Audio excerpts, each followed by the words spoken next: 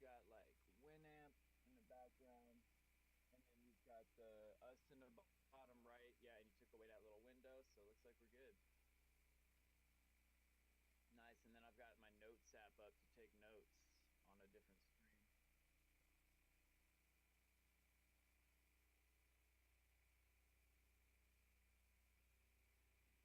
Yeah, feels like it's quieter. I can hear me coming through, but it's like the stream is coming through way quieter than we are. So in OBS, sometimes it's just like um turning up the source audio.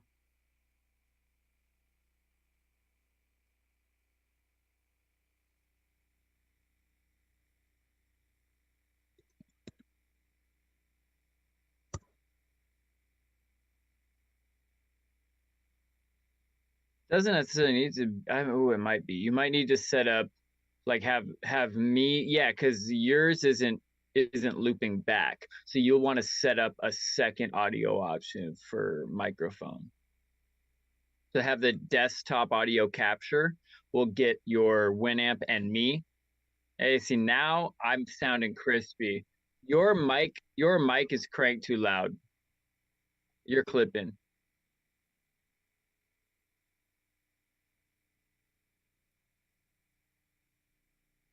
But the good news is the audio coming through the stream, like my audio coming through the stream, started sounding really good. Let me listen. Probably not. Wait.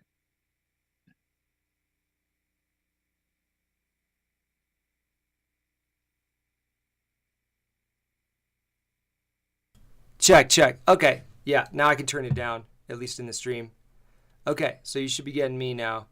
And I can see you coming through on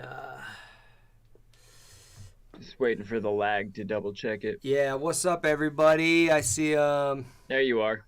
sign into chat. Let's see. Never mind. All right, yeah, you're loud and crispy now. If you want to chat with people sick in the chat, that would be cool.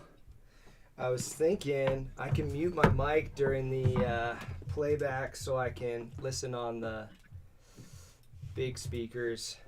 Oh, actually, my mic.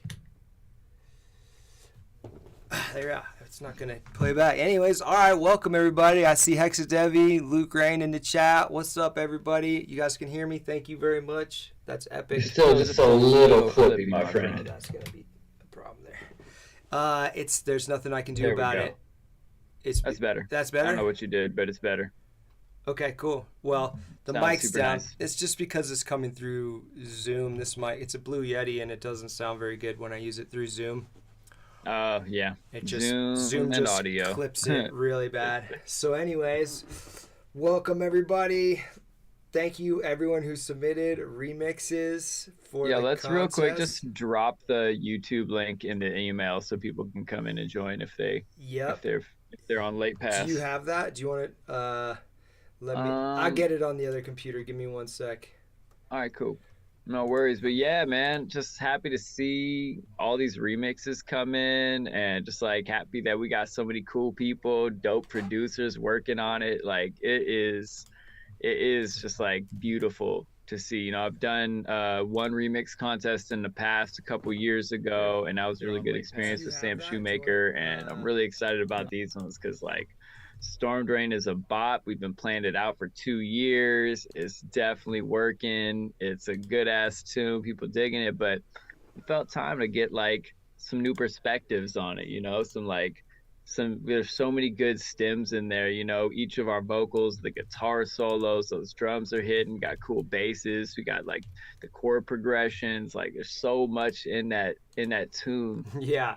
That it's just like exciting to like see what everybody's gonna do with it. And I've had like the beautiful opportunity to give progress feedback on some of these. I did one live stream feedback and people were hitting up my producer dojo feedback thread as well. So I got a chance to see like, I want to say like 6 or 7 of these maybe somewhere around there, in their whip stages and that work in progress stage. Yeah. And give some good feedback, like definitely some hitters, and some that really like changed direction after the feedback, some that polished it up. I'm really pumped to hear. Yeah, I got to hear A Specifics, I got to hear HEXADEVI's, Rhymetry. I got some little snippets sent to me of SCHUZ and NINTENDEAUX. I see Buddy Gene in the chat. What's up, good? Yeah, what's up? Bro, What's up? man, how you doing, man? Fucking coming in from Eugene, Oregon. Nice. And yeah, we got people from all over. We got people from Canada and the US, all different time zones. Man, this is beautiful. Epic. Thanks for joining in. Oh, check it out. I put up my LEDs so I can bump the mix, and we got the LEDs in the background. Yo! Sick. Those are going to be for live performance. But yeah, we're going to rock out some of them on SoundCloud and some of them on Winamp so we could get some visuals going with it.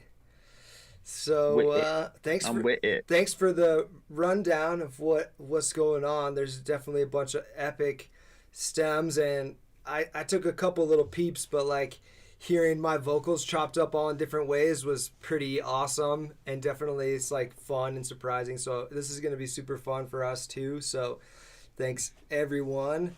Should we start a mix and listen to it? I mean, right now it's 1:10 Pacific, and I feel like just like taking a breath and wait until 1:11 personally. Yeah, all right. I'm a hippie like cheers that. To that. Cheers to that, man. I'm gonna take a sip of this cacao just to really prove how much of a hippie I am. Cacao. I got structured water, so talk about hippies, man. I don't know. My focus doesn't want to stay, but it is what it is. Mine was messing up earlier too. It kept like trying to focus on the background and getting all grainy. I'm like, you act like we haven't been doing this forever. Every day. Camera and Zoom combination. Yeah. Like, this is my whole life. It's been every fucking day since like 2019 that I've been using this camera with Zoom, and every once in a while it's like, grainy, we don't know how to work. Hey, look, it's 1:11. Let's listen to some music. 1:11. Who should we drop first? We got SAMSON sound on deck. How's that sound? Oh, I mean, I don't see him in the chat yet, so I kind of want to like go with the people that are here just so they can like, get off the bat, like honor the people that showed up early. All right, next one I see that we could rock is A Specific. What up, A Specific? Cool if we run yours first. Let's do this. Yeah, man. You ready? Let me know how it sounds.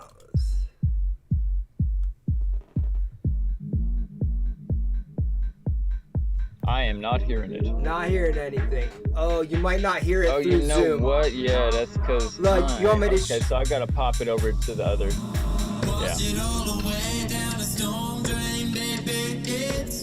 I'm gonna mute my mic for a sec.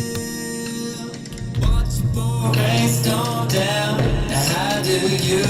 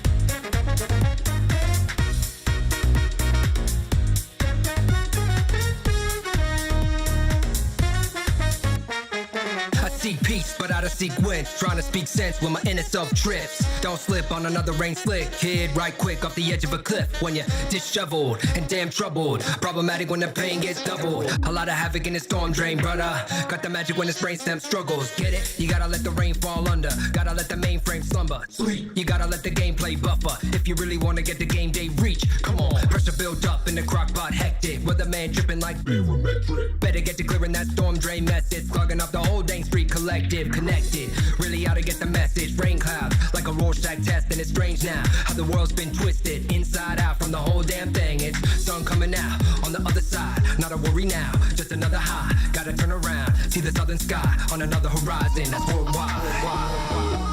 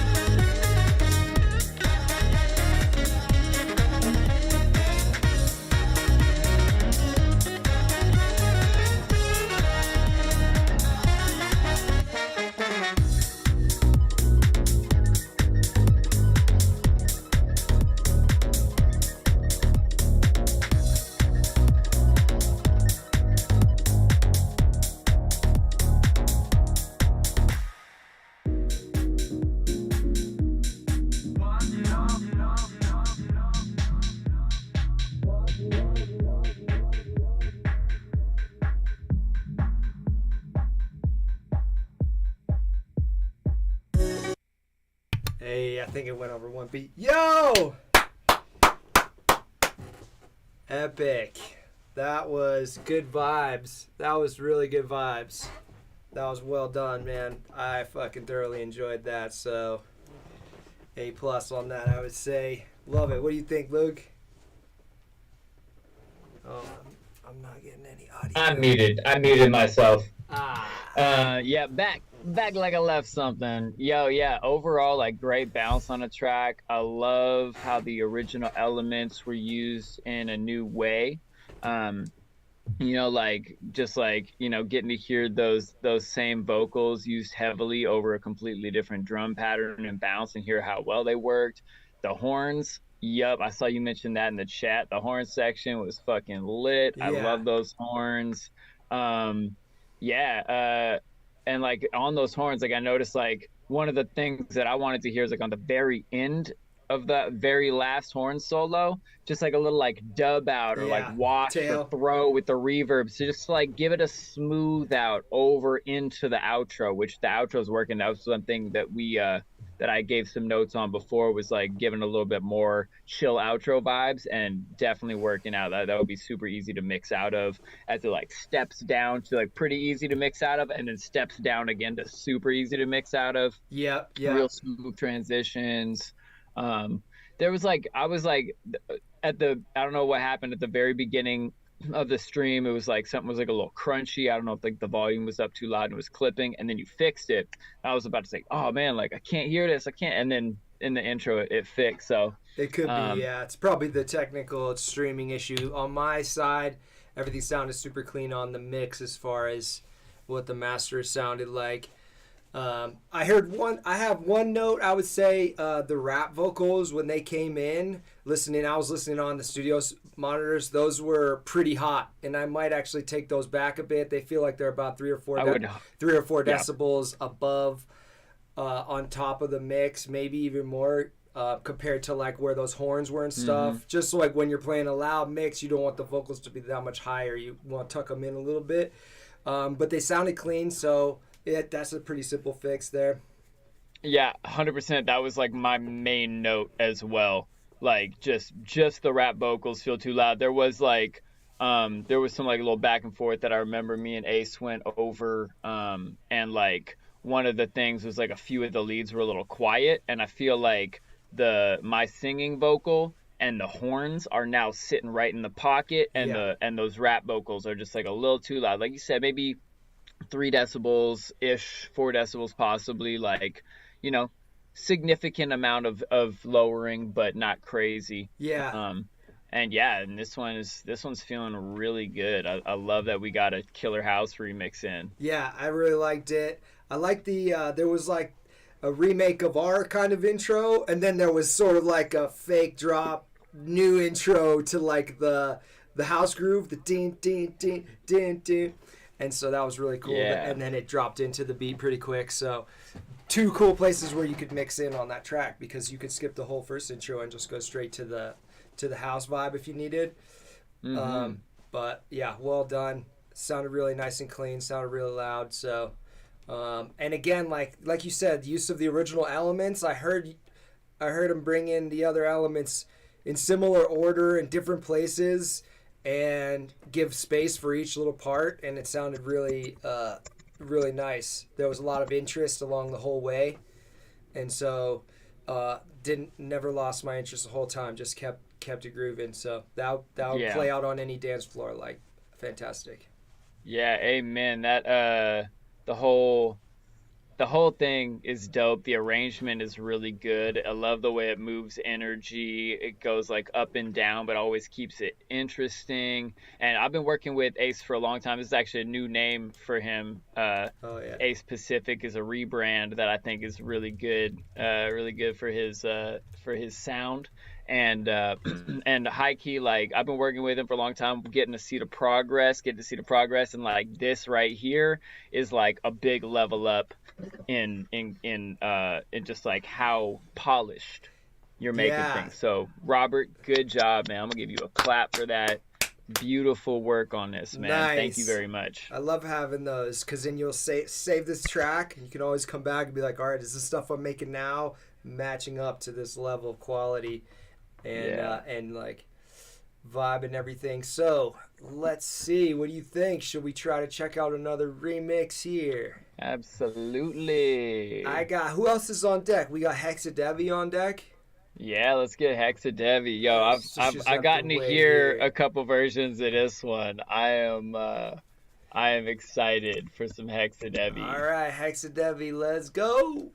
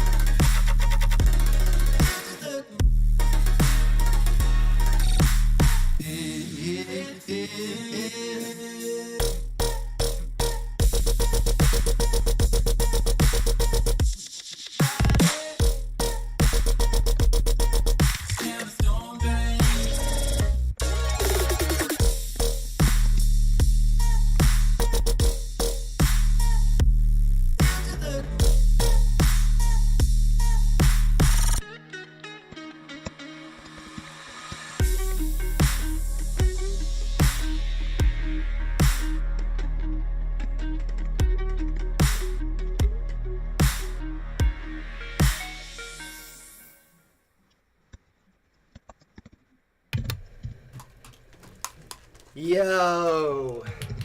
Wow. That was fire. That was fire. Well done. I particularly stoked on the second drop. A little bit of like almost color bass arpeggios in there. Super sick. I like how it was different from the first drop. I love that guitar riff is one of my favorite parts, and it's kind of buried in our original song. And I love how she took it and put it as like the hook of catching your attention at the beginning, and then in the second like build up parts, they're like the groove sections.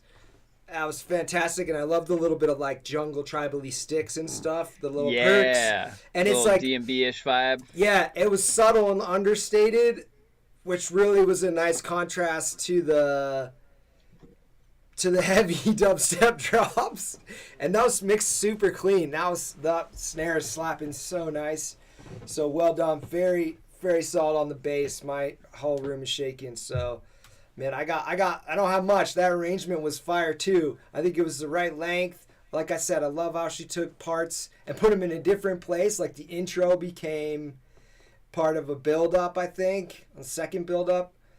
And then the turnarounds, like on the first turnaround, there was a couple turnarounds, there were a lot of space and just like emptiness. It felt really good. And then there was a lot of those like just dropping in like one vocal, like one of my vocals, like the gameplay vocal or something. That was fire. Yeah, that was sick. Gotta let the game play. Yeah, gameplay, and it was like brrr, and it had a lot of chops. There's details in everything. I noticed details in like every part of that. So that was fantastic. I love how it's a completely different take than the last one we just heard. So, bravo. Well done. Yeah. What do you think? Amen. Yo, yeah, I really dig this version, like you said, that color bass drop style with the like heavy bass, but the really bright, like fast motion arpeggiated synths. Like that shit just touches my soul and makes me smile. I love it. It's fucking the bounce and the groove. It's like heavy, really danceable. I would like, this is the kind of shit that would make my hair fly in every direction, you know. Yeah, like I would just be a cloud of hair during this drop. I feel like the main thing I've noticed is some like, you know, some pretty easy leveling things. Like, tell me, I'm hearing it through the stream, so I kind of want to like get confirmation from you, just making sure it's not, you know, stream issues. But it feels like overall the breakdowns in the intro and the outro felt like quiet compared to the drops. Mm-hmm. Yeah, so I think just like taking, you know, those whole groups and just like raising them up like maybe 3 decibels or so, just to give them more body, more fullness. Real simple fix there. And maybe just automating the volume of those sections, even just in the buses they're on or on the main, so that they get a little louder right before the drop. So they're kind of building up too. I could see that. Also, though, I just felt like when I first like heard the track, I had to kind of crank, like the intro dropped, and I cranked my speakers a little bit, cranked my headphones, and then the drop dropped, and I cranked it back down a little bit. Yeah. So just like noticing that, I would just turn up the whole thing, and maybe some automation could help smooth it out in whatever way, or you know, if you want those like intro elements to feel quieter to give that drop contrast, like turn them up and then far away or drop rack them, where you take away from like the, you know, filter them out and turn them down or reverb them up a little bit, whatever way you like, and give the contrast there, because I've noticed that's like a pretty common thing with people that have learned like, oh, I don't want to like step on the drop with having a loud ass intro. Absolutely right. But also it's easy to overcompensate in the other direction where the drop is so quiet that like, you know, you got to crank it and then you could like pop your speakers when the drop comes in so well mixed. Yeah, I've noticed that on actually a lot of other releases and stuff I listen to. They similar thing where I'm like, I kind of wish a lot of this intro was a little bit closer to the same level as the drops, so that you're not turning it up, turning it down. But it's just a feel and balance. But I agree, that's a good easy little tweak to maybe improve overall listening, especially like if you're listening on a phone or something, or a smaller speaker. Those middle sections aren't gonna come through as strong as obviously those drops are. Amen. And then so like, and one thing I noticed, I was like opening for Ill Gates a couple months ago and listening to how his intros were hitting in the club, like the bass in the very beginning of the intro was still rumbling the whole room. Yeah. And then it would just like fade a bit as the buildup happened and then come back a little bit stronger than the original intro. But like the fullness and loudness of the bass and the lead elements in the intro is what grabbed me to be like, oh man, I was going to go to the bathroom or step outside and smoke. I am not leaving. This song has captured me. And so like, remember, like we want to be captured by the intro and then like letting up the ramp to the drop. Not like subdued by the intro and surprised by the drop, which is kind of how the leveling on this one is currently. And then I noticed like, even just like, you know, just making sure like the leads are leads, like the little guitar licks were kind of background stuff behind vocals in the original tune, but without the vocals, they're currently the lead. Yeah. And so just making sure they really sit on top, if it means turning it up, if it means saturating or distorting them, or like EQing something up in the pain zone, adding some width, just making sure they like fully take the front and center stage role. And then also to add that, like, I would like to hear a little bit more vocal face, like especially the word storm drain. Like, so maybe in the intro, right now it's like completely instrumental for the intro. What if every once in a while there was just like, wash it all away down the storm drain, storm drain. Yeah, like real ethereal or something maybe. Yeah, maybe like every 4 or 8 bars, and then you can just be like storm drain, drain, drain, drain. Yeah. Like just like in some little dub outs and things like that, just to like solidify that there was a vocal face that you're remixing in this song. Yeah. And because then, you've got all these cool like chops and turnarounds with it, but it just doesn't feel like they're anchored in the idea of the original song yet. And I think it's really easy to just salt bass sprinkle in the title lyric a couple of times in the intro, a couple of times in the breakdown. Yeah, and then that's a thread, and it kind of gives that thread throughout the track that's what you're listening to. So that I like that. That's a good point for this specific instance, this track. That could work because there is a lot of space in those intros and those breakdowns, which sounds lovely. I love when there's enough space like that. Your mind also already almost wants to make up like an extra little lead in there. I feel like that you've done a good job when you have such a good groove and like tune going that like people are like, oh, you should add this once you get to that level. I'm always like, perfect. That's the perfect thing. I want people to want like one little thing on it. But those might be the thing, the salt that you're talking about. Mm-hmm. Dope. And then the last note I had is so like that drop 2 comes in, like that lead is super bright, heavy, like grabs me fully. And there's like 3 sections to that drop. The first section I feel like is mixed super well. The second section, we get some like alternate synths, which are dope, but the high-pitched synths feel a little bit quieter than the one in the section before that. So I would just like A-B, like volume match. Sometimes I'll like put a loop from like halfway through this section to halfway through that section, so it'll like loop back around, and I can just like hear back and forth like, oh, that's how loud this one is, that's how loud that one is, I need to turn this one up to match. Yeah. Or vice versa. Yeah. And then also similar, like there's some guitar and vocal chops that come in during the end of the drop, during drop 2, that just feel like a little bit quiet. So just like do some like that like fine level detail volume editing, because like sometimes it'll be like, oh yeah, I'm doing the arrangement, this is the right volume for it to fit with these things over here. And actually, as you turn up a lot of those other tracks for the intro and breakdown, it might end up just like fixing that last issue I said. So, but just like as you're like putting your final polish on this track, really just notice like, you know, oh, this is the lead here, and then this moment it hands the baton to that sound, and making sure, even if, you know, the actual peak volume is going to be distinct. The, the frequency response is distinct, but just like the received amount of power and attention that that element is taking wants to be really similar as you're checkerboarding leads to different elements between this synth, that synth, the vocal, the guitar, making sure they all have like a really similar amount of power.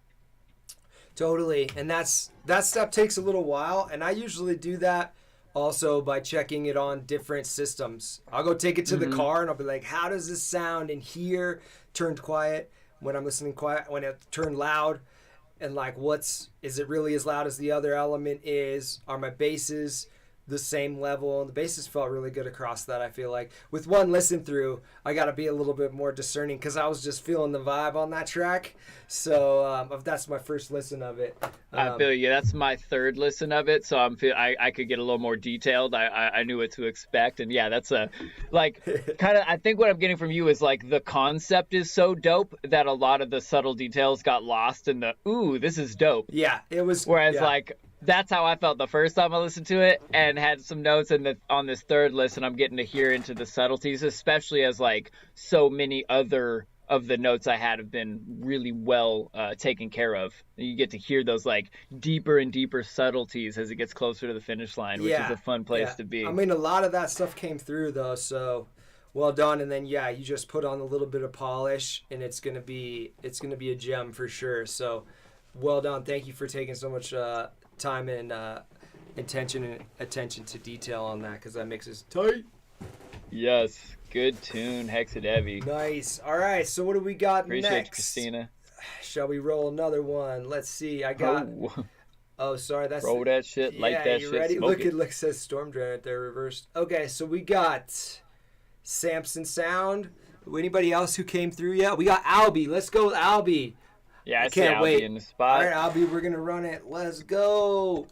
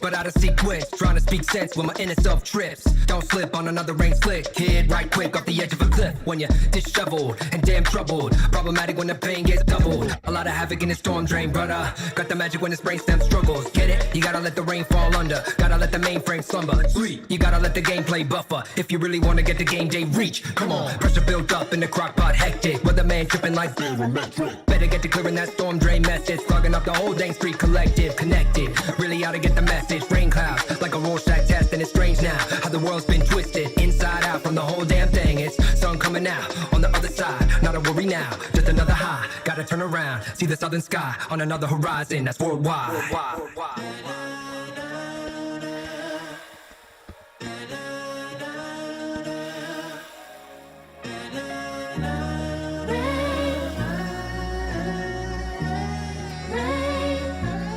Rain on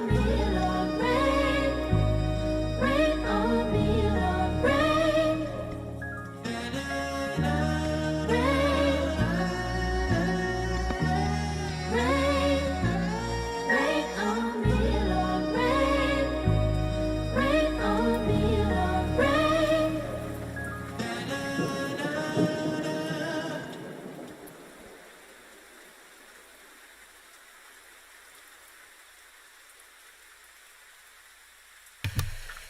Hey. That was pretty dope, man. I really like the kind of clubby booty bass drop on it, little flip up. That was definitely my favorite section. And you know what? I love the kind of soulful piano, and I don't know where the female vocals came from, but that is fantastic. And that's like doing your homework and like really putting it in the time to find something that really fits it. And then with the contrast with your vocal, super cool. The intro and outro had that amazing like texture feel, a little bit of rain and like vinyl texture almost and everything. This is just my reaction to it, man. I love that. And it was slapping. It was definitely slapping. I especially love those like perk layers in that drop section that were like... That was just, those were so groovy. Like that section, you can just loop that section for me. That was fire. And then throwing the vocals, the rap vocal on it worked great. There was enough space for it, and it just, led me in the right direction. Loved it. What do you think? What's your reaction to it?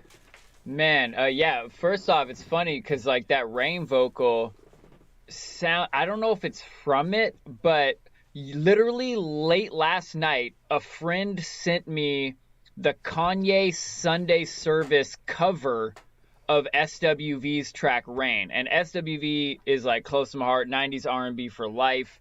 And so, me and that friend had connected on that. And they're actually also in Florida over there with ALBY. So that's pretty funny to hear that. And I don't know if it's a sample of that, but it really reminds me of that. Like, it was like taking that like rain down on me, but except like making it gospel, making it for the Lord as opposed to for a lover.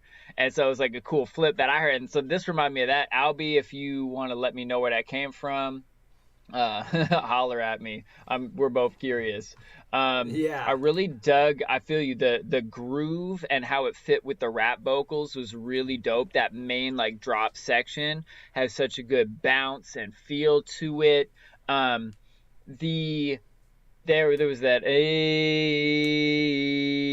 from the intro vocal, like from my vocal from the build up that was layered in on a later part of that, and I felt it was a bit off timing, like the way the singing vocals are hitting the groove in this song doesn't feel natural to me. Like I feel like trying to like do some rearrange to do some interesting stuff. But that's like, honestly, that's like some dangerous territory to get into. I'm trying to remember if it was you or somebody else that, no, it's Porch. Porch was telling me, shout out, I'm wearing my Ayaterra t-shirt today. Shouts out to the homie Porch. What up, Porch? But he was telling me that that it was like, what's that song? Finally the herb come around. It's like Collie Buds, right? Yeah. And then there was a Minnesota remix of that tune, where Minnesota like took the acapella but shifted it to a completely different groove, and apparently Collie Buds heard that and was like, the fuck did you do to my vocal? Like, that's not how it bounces. Yeah. It was supposed to be boom, finally the herb come around, and what it was like, finally the herb come around. Yeah. And he was like, yo, that's not how my groove was. It would have worked the other way. And so that's kind of how I feel on this one. I feel like however the rap vocals were warped onto it was like seamless, beautiful, but the way that the singing vocals for the intro and then how they came back in during the rap verse both like felt like off the groove, like it was kind of trying to be shoehorned in there in a different way, where it would like start on beat and then it would kind of like drift. I don't know if like maybe the warp isn't quite right, and then it would like chop and like start back on the groove and then drift again. So really like double check, make sure like when I'm doing a remix, like unless I'm like really, really specifically hearing a different groove and like it works and it like changes the song in a cool way, but even then I'm like really careful to change the vocalist's groove when I'm doing a remix. If it's a sample and I'm like chopping the shit out of it and making it part of the background beat, I'll take a lot more liberty. But when it's like a remix and I want to like honor somebody's face of the track, I really try and hold on to like the original intention of the groove and the pocket, because it can get really nebulous when we start moving that shit out there. And like personally, that that like made it tough for me. Like when the intro first came in, it was this chords and a rain sample and a girl singing. I was like, ooh, yeah. And then that came in, I was like, ah. And then it switched to the next section. I was like, ooh, again. But like, if I wasn't listening to this and I heard the Vox like chop like that, I probably would have just been like, all right, cool, Spotify, let's cut to the next song, just because this one is chopped kind of funny. Yeah. Yeah. I would say I agree that I heard how he was maybe trying to do a counter point or counter between the girl vocals and your vocals, and that's why yours were delayed like a half beat or like a maybe like a half bar from where they start on our regular original groove. Which made it come over the bar line too. So my brain doesn't like to do that either, but I do appreciate creative variation and trying to do something new and change it. So I'm not trying to harp on it at all. But I would say another thing that hit me was the transition when it went from the really nice with the beautiful chords and the girl vocal, and then it has that section where it steps down with your vocal. And then it just came out of nowhere and hit the super groove, like the really cool, like love it, my favorite part of the beat, but it really kind of felt like it came out of nowhere. So I would try to either definitely work in some sort of anticipation, either a build up or build down. That'd be a really cool build down, as I call it, where you kind of remove stuff, but there's still like elements of anticipation telling you something's about to come up and change. And then maybe having some way of adding some of those elements like filtered and like on a little stem that are like hinting at what it's gonna almost sound like, little chops and stuff of it, or maybe the perks or other things. So it's like, oh wait, what's that coming? Something's coming in, or it could be like far away racked or whatever. But it's just like it's a foreshadowing to like what's gonna hit you, and then really have it kind of come to that moment, because that when that beat drops, that fucking groove is really good. It's really hits. That's for me. That's like club. That's like people dancing. Like climax little moment there. So I definitely would want to hear some more anticipation built into that section. And what else did I have? Oh, on the after that drop section, it kind of went into a moment of like breakdown of almost silence. It just had the chord. I think it had the piano chords again, and maybe the girl's vocal. And since we already did that at the beginning, I was just wanting to hear maybe some sort of percussions that kept our beat going, so we can hear our tempo throughout, because it kind of like fell off and then it came back again with the girl's vocal again. But this is one where you could do that section, maybe keep some of those perks going, so you have those really cool perks from the like club section over the like really pretty like choir chords or whatever. So anything like that might keep that informing when the BPM is what the BPM is would be really dope. I could hear another drop on this song too. Dylan's called that the rhythm guide. Rhythm guide. Okay, like having like just like even if snaps. You want to like just a snap in the background, an impact on the downbeat, something on the backbeat, a little reverse coming into the next impact, just like so the drunkest, least coordinated human on the dance floor can still go like this. Yeah. You know, like, and just understand where they are thoughtlessly. That's something that that he really drilled into me in my early days in the dojo that I love to pass on and feedback. Like, think about the rhythm guide at any given moment. Like, and that's the thing, like, we as producers, we sit down at the DAW. We're sitting in a chair most of the time, and we're looking at this color-coded paint-by-numbers grid of what our song is about to do for us, and we put the pieces there so we know to anticipate it. So a huge helpful thing is to, like, get up, turn around after you press play, and, like, dance to the track and, like, hear what those transitions feel like instead of getting that visual like, okay, the playhead is coming to the new section with all the purple stuff. Yep, there's my drums. Yeah. And like also we're listening to the metronome when we make it. So then we kind of have a subconscious metronome for the whole thing. Like I could literally just, a lot of my songs, I could just do the BPM with my fingers. But yeah, it's hard to follow sometimes. And yeah, exactly. I love that. The guide, it keeps your tempo going. But yeah, I mean, I'll tell you what though, I love that drop so much. Like I almost want to hear more of that stuff coming in and building into it in that intro, so that like if I were to mix this in a live set, I could kind of bring it in and it's gonna have a similar vibe to when the drop hits, but just fully fleshed out. Versus like the intro is very contrasted to the drop in this sense right now, which is cool contrast. But maybe on a second drop or something, you could make a way that the two kind of merge a little bit, so that there's like a way to mix it where you're not dropping two completely different vibes one right after the other. I don't know. That's just a little bit of subjective feel that I could pull from it. Yeah, 100%, man. I feel that. I mean, like, so just to recap, the main thing for me is making the intro vocal like fit how it originally did, and like I, as a listener, would, and as you know, one of the original creators, would prefer like keeping that like groove and pocket of the original vocal there, even if it means sacrificing some of the layers of the vocal, or maybe like filter out the other vocal, you know, something like that to push it back far away.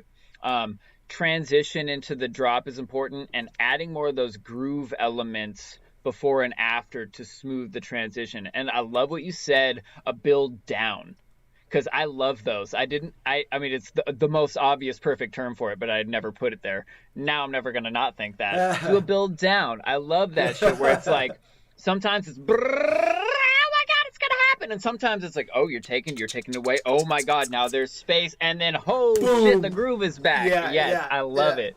So I think that would be a really good idea. Like that was one of my main notes that I still had left, was like the transition from the intro to the groove. Just felt like, oh, hey, here we are. I did not expect the drop to happen yet. I figured we had at least 8 more bars before we dropped. Oh, a couple little notes. Well, so in that sense, though, I do want to say I think this is a gem, and those little bit of tweaking is necessary, is going to turn this into like I really love this track. That's why I'm giving this feedback, because I actually want to spin this track. So I want a good way to get to that drop, because it's really dope. And also that intro is super dope too. It's got a really uplifting, and like it does have like a rainy day kind of vibe. And that rain, I could hear you using that and putting like Luke rain and having like Luke rain thing going. And but I going back, my brain just remembered at the very beginning, the first beat that kicks in, the first groove, I felt like the snare was a little hot and the kick felt like mega saturated, which might be what he was going for, but it was a contrast to the later kick or 808 that it was, because the contact on that one felt really nice, and on the first one it felt like almost like you're pushing your system too hard, like if you in a car, if you were turning it up too loud or something. So those might be a little bit too hot off the top, especially at the beginning, because I kind of want the second set of drums to slap even a little bit harder than the first set, because the first set was more of a R&B hip hop groove, and then the second set of drums was like that club dance groove. So those are just little mixed notes that I remembered. Amen. But yeah, all in all, Albie, that was tight. I really appreciate the creativity, and I'm loving this. There's a lot of good mixes, and yeah, you're killing it on that, dude. Just polish it up a little bit and get it there, because we want this to be the absolute gem that it is, I think. Amen. Yeah. All right. Well, thank you for hanging in there for that feedback. What shall we run with next? Should we do Samson Sound on deck? Sure. Samson Sound. Here we go.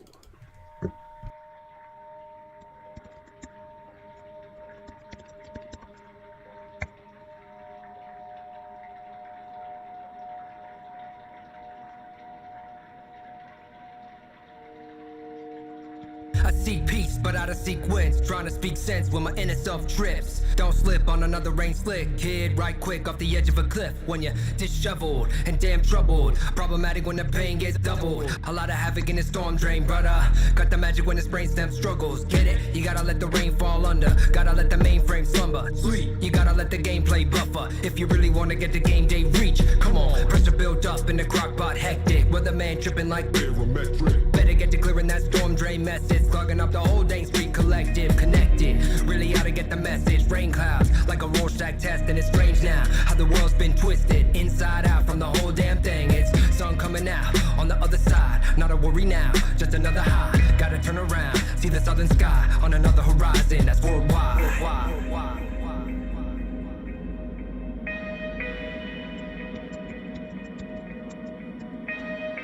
I'm forced to give up.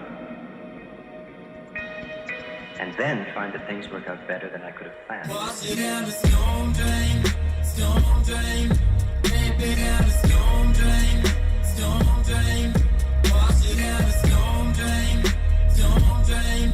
Baby down the storm drain, a storm drain.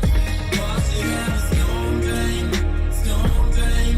Baby down the storm drain, storm drain. Wash it down the storm drain, storm drain. Baby down the storm drain, a storm drain, baby.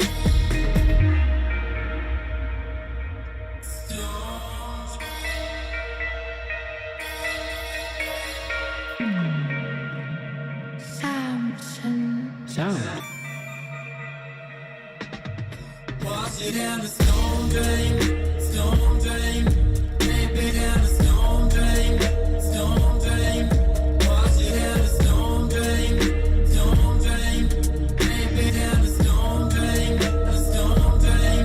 Wash it down the storm drain, storm drain. Baby down the storm drain, storm drain. Wash it down the storm drain, storm drain. Baby down the storm drain, a storm drain.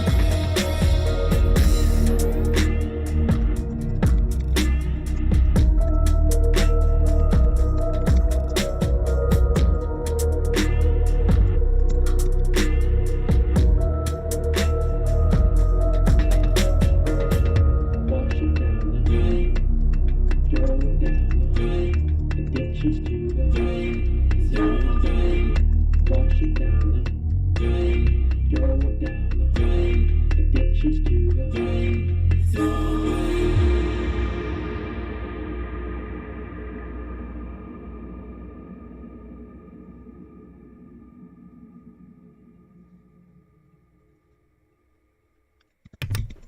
Hey, that was dope. That was some like eerie deep bass, deep hip hop kind of flip of it. Well done. That was pretty slapper. I like the I like the Reese bass on that, and I like how the bass line was completely different, creatively different from the original. It was just just kind of a two-note bass line, but I like that a lot. Yeah, it worked. And it worked. It just kept. It's hypnotic. Yeah, and the eerie bass, the eerie pads and stuff had a lot of space. So I think there's a lot working for that one too, right there. What'd you think? Man, overall, really digging the like completely different vibe of this. Just how it's like how it is that spooky down tempo trip hop almost feel. Like it's giving me like Portishead vibes. Yeah, and I fucking loved Portishead. You know, just like simple heavy bass lines, hip hop drums. You know, spaciness, eeriness. Like, yeah, it definitely gives me some like 25 years ago London vibes. Yeah. Definitely digging it. And then I got some notes overall. Like, I think I mentioned this on one of the notes I gave him. So like I was thinking like we jump right into the rap verse, and then we build into, you know, it goes into a breakdown, and then it hits the chorus, and then a quick breakdown on the chorus again. And my mind is like, I'm hearing this twice in a row.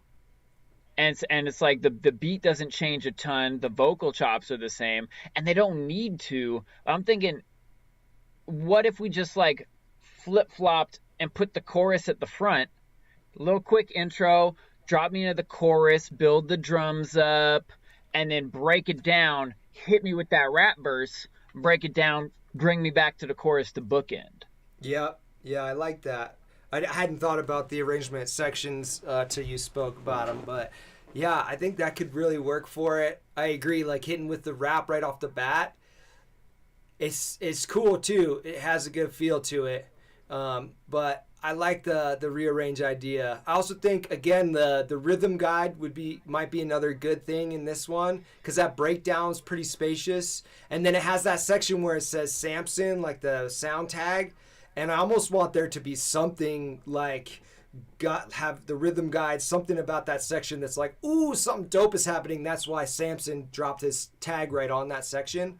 So like rhythm guide. At the end, there was the outro section that had like the additional vocals, and it had some of the sticks and stuff. And like you could take those sticks and put them in the middle breakdown section, interspersed. Yeah. And then I like the use of the fills. They were chopped up differently than our original drum fill, and that worked really good. That might want to be up a little bit louder and like utilize a little bit more too, because it was pretty cool with that groove, the way he changed the groove on that. So I really like that. Another thing that I was just hearing that I would love to hear across the track is like right around the vocal where it says connected. My vocal says connected in the rhyme verse. I'd want to hear some sort of like shakers or tambourines or like higher of the white noisy sounds come in and have like a shh pattern. Not, doesn't have to be that pattern necessarily, but all we have is like a little bit of a hi-hat pattern that's nice. It's a little buried level and it has that detail, but I'd want something like overarching that adds a little maybe space and pretty much a lot of width to the, when you're thinking about the three extremes of sound, you want a little bit more on that top end white noise bit. And you know, I like those little, or like shakers, like ethnic, like eclectic shaker sounds or something. Like chains shaking in this would be really cool maybe, or you know, some sort of shakers that sound really metally and have that white noise. So tambourine kind of vibe, something. And something to give that sparkle to the groove. Yeah, so for the mix, and then additionally, it's like when those happen so that something else develops. Because at that moment on that lyric connected, the rap just kept going and there wasn't much development in the track, but it felt like it had been like maybe 8 bars and like a new thing should be starting in addition, which kind of adds to the level of what's happening with the vocal. Like, oh, then the vocals seems like it's taking it up a notch because this new part of the track is like added part to the groove. So that's something that my brain immediately was like, oh, I'm hearing, like, I want to hear something up in this feel, you know? Yes, absolutely. I think that's such a good call.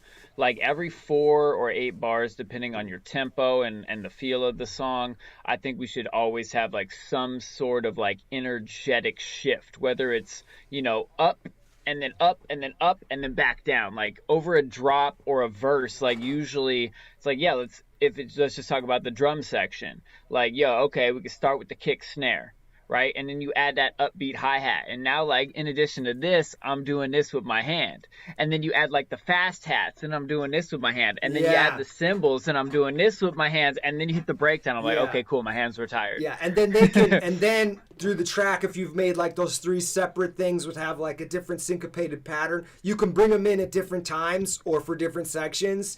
Just like, oh, this, right now I feel like something needs to just have a change. We can either change what's going on, add something that's going on, and it gives you a lot of variation with very little effort. So I love what you're saying with that. Yeah, really, it's really low effort. I mean, it could just be straight splice loops and one shots. Like it's real easy to do, and just like think about like where would I accent the groove to just like amplify the energy without like changing the dance. Right, like I don't want to change how I need to like move my body. I just want to like encourage slightly more movement, you know, like ooh, now the upbeats are accented, and I want to like, I was pushing down hard, now I want to push up hard too. Or like you got the upbeats accented, and then you have something that's on every like second quarter note or every fourth quarter note that's like on the one that's like, and it comes back around.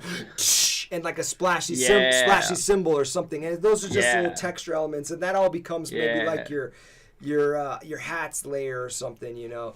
So dope, man. I think we're on the same page with that. One other thing that I noted was I think the first hit of that sub kind of is very rumbly and out of nowhere almost to me. It caught me by surprise having it turned up. It was like But Yeah. that might be intentional. So if that's what you're going for, like get your attention. Otherwise, I kind of feel like maybe that one doesn't come in as strong. Maybe it fades in or something. Because it's after that first strike of it, it kind of does the same thing the rest of the song. It just does like this snaky like up and down with the re-space. So I don't know if that was just a preference thought. Mm-hmm.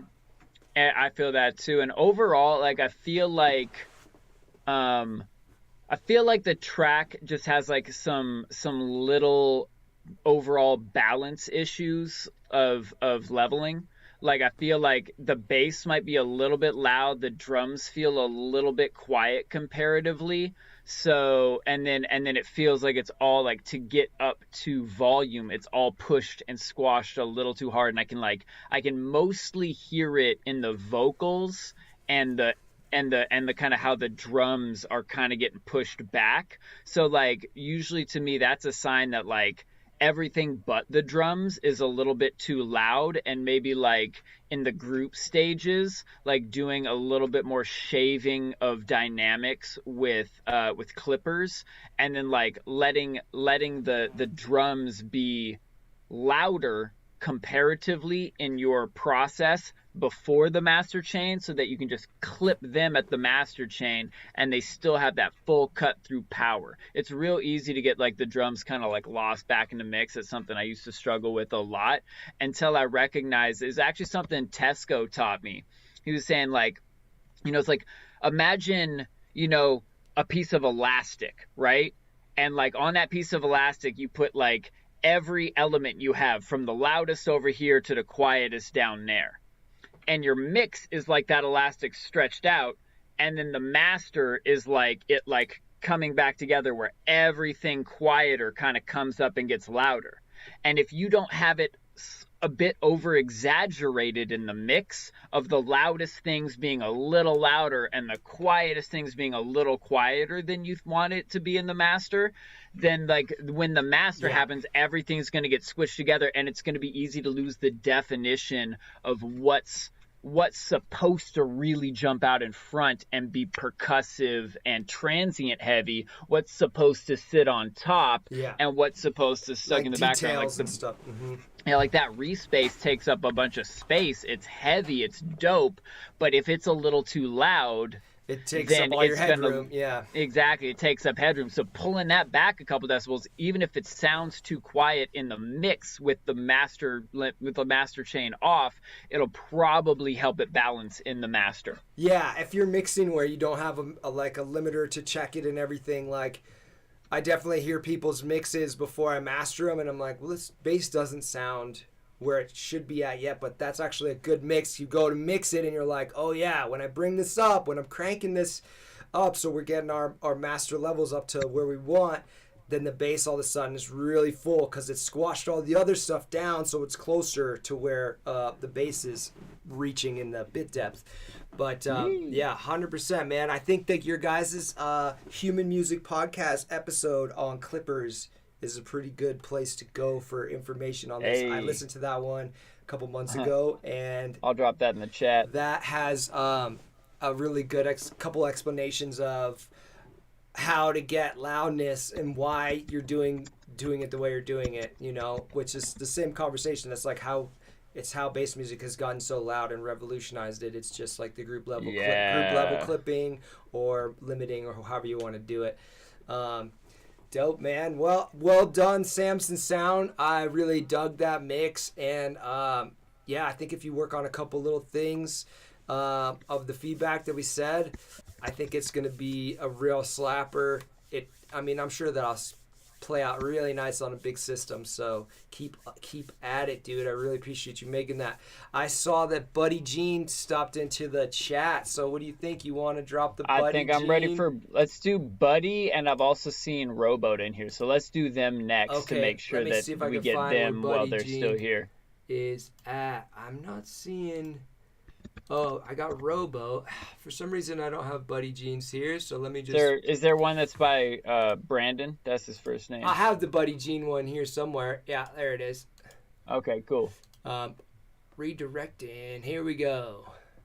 All right, Buddy Jean, let's go. Storm drain method, plugging up the whole dang street collected. Better get to clearing that storm drain method, plugging up the whole dang street collected. Better get to clearing that storm drain method, plugging up the whole dang street collected. Better get to clearing that storm drain method. Better get to clearing that storm drain method. Better get to clearing that storm drain method. Better get to clearing that storm drain method.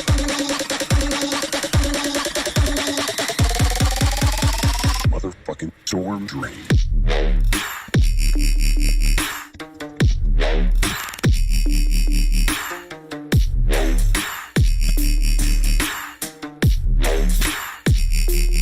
World's been twisted.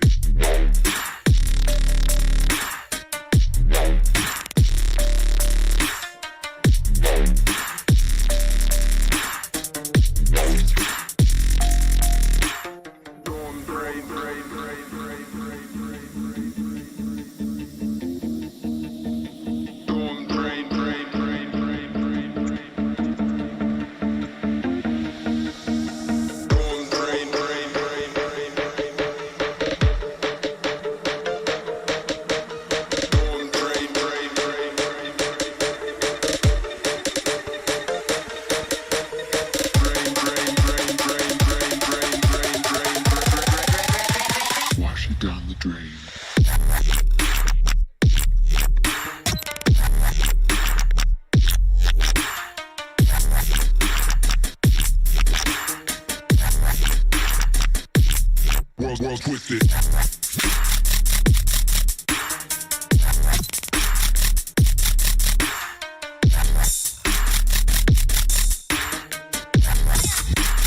Inside out from the whole damn thing. It's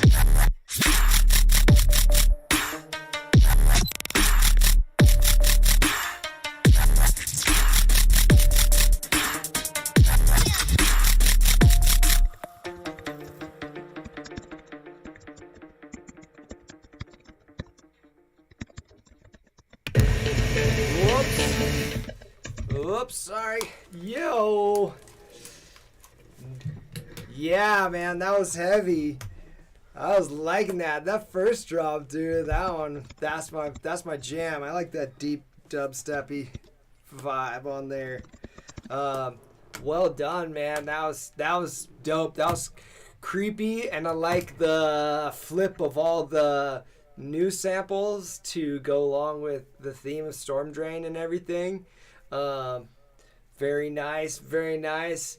What'd you think, Luke Rain? Yeah, man. Definitely dope. Definitely dope. Loving it overall. The composition of the intro grabbed me well, like the way I loved all the motion, how things were like filtered out and then like came in and then built, and like we were talking about in that last song, like the intro, like every couple few bars there was like an escalation and a change and a move. There was like no way for stagnancy to set in. That being said, I noticed that the very beginning of the intro and the very beginning of the breakdown felt like a little bit too quiet, and then it like popped up to loud. So maybe there's like just like a little too much far away rack on things. Just noticing, did you feel that too? Like where it was like super quiet, especially like, I noticed it in the intro and was like, well, you know, sometimes intros are quiet. It could have been. But I was switching to from headphones to studio too. So, but yeah, it did feel like almost like it was fading in a little bit, like a volume fade. The other thing I noticed is on that breakdown, I wanted like a sub faller with it, because there was like an impact, like a top impact sound, like a tsh, but there wasn't like a bzz. It doesn't have to be as loud as your subs from the drop, but you probably want something there so it goes boom and like drops into that, okay, this is a breakdown / into build up section.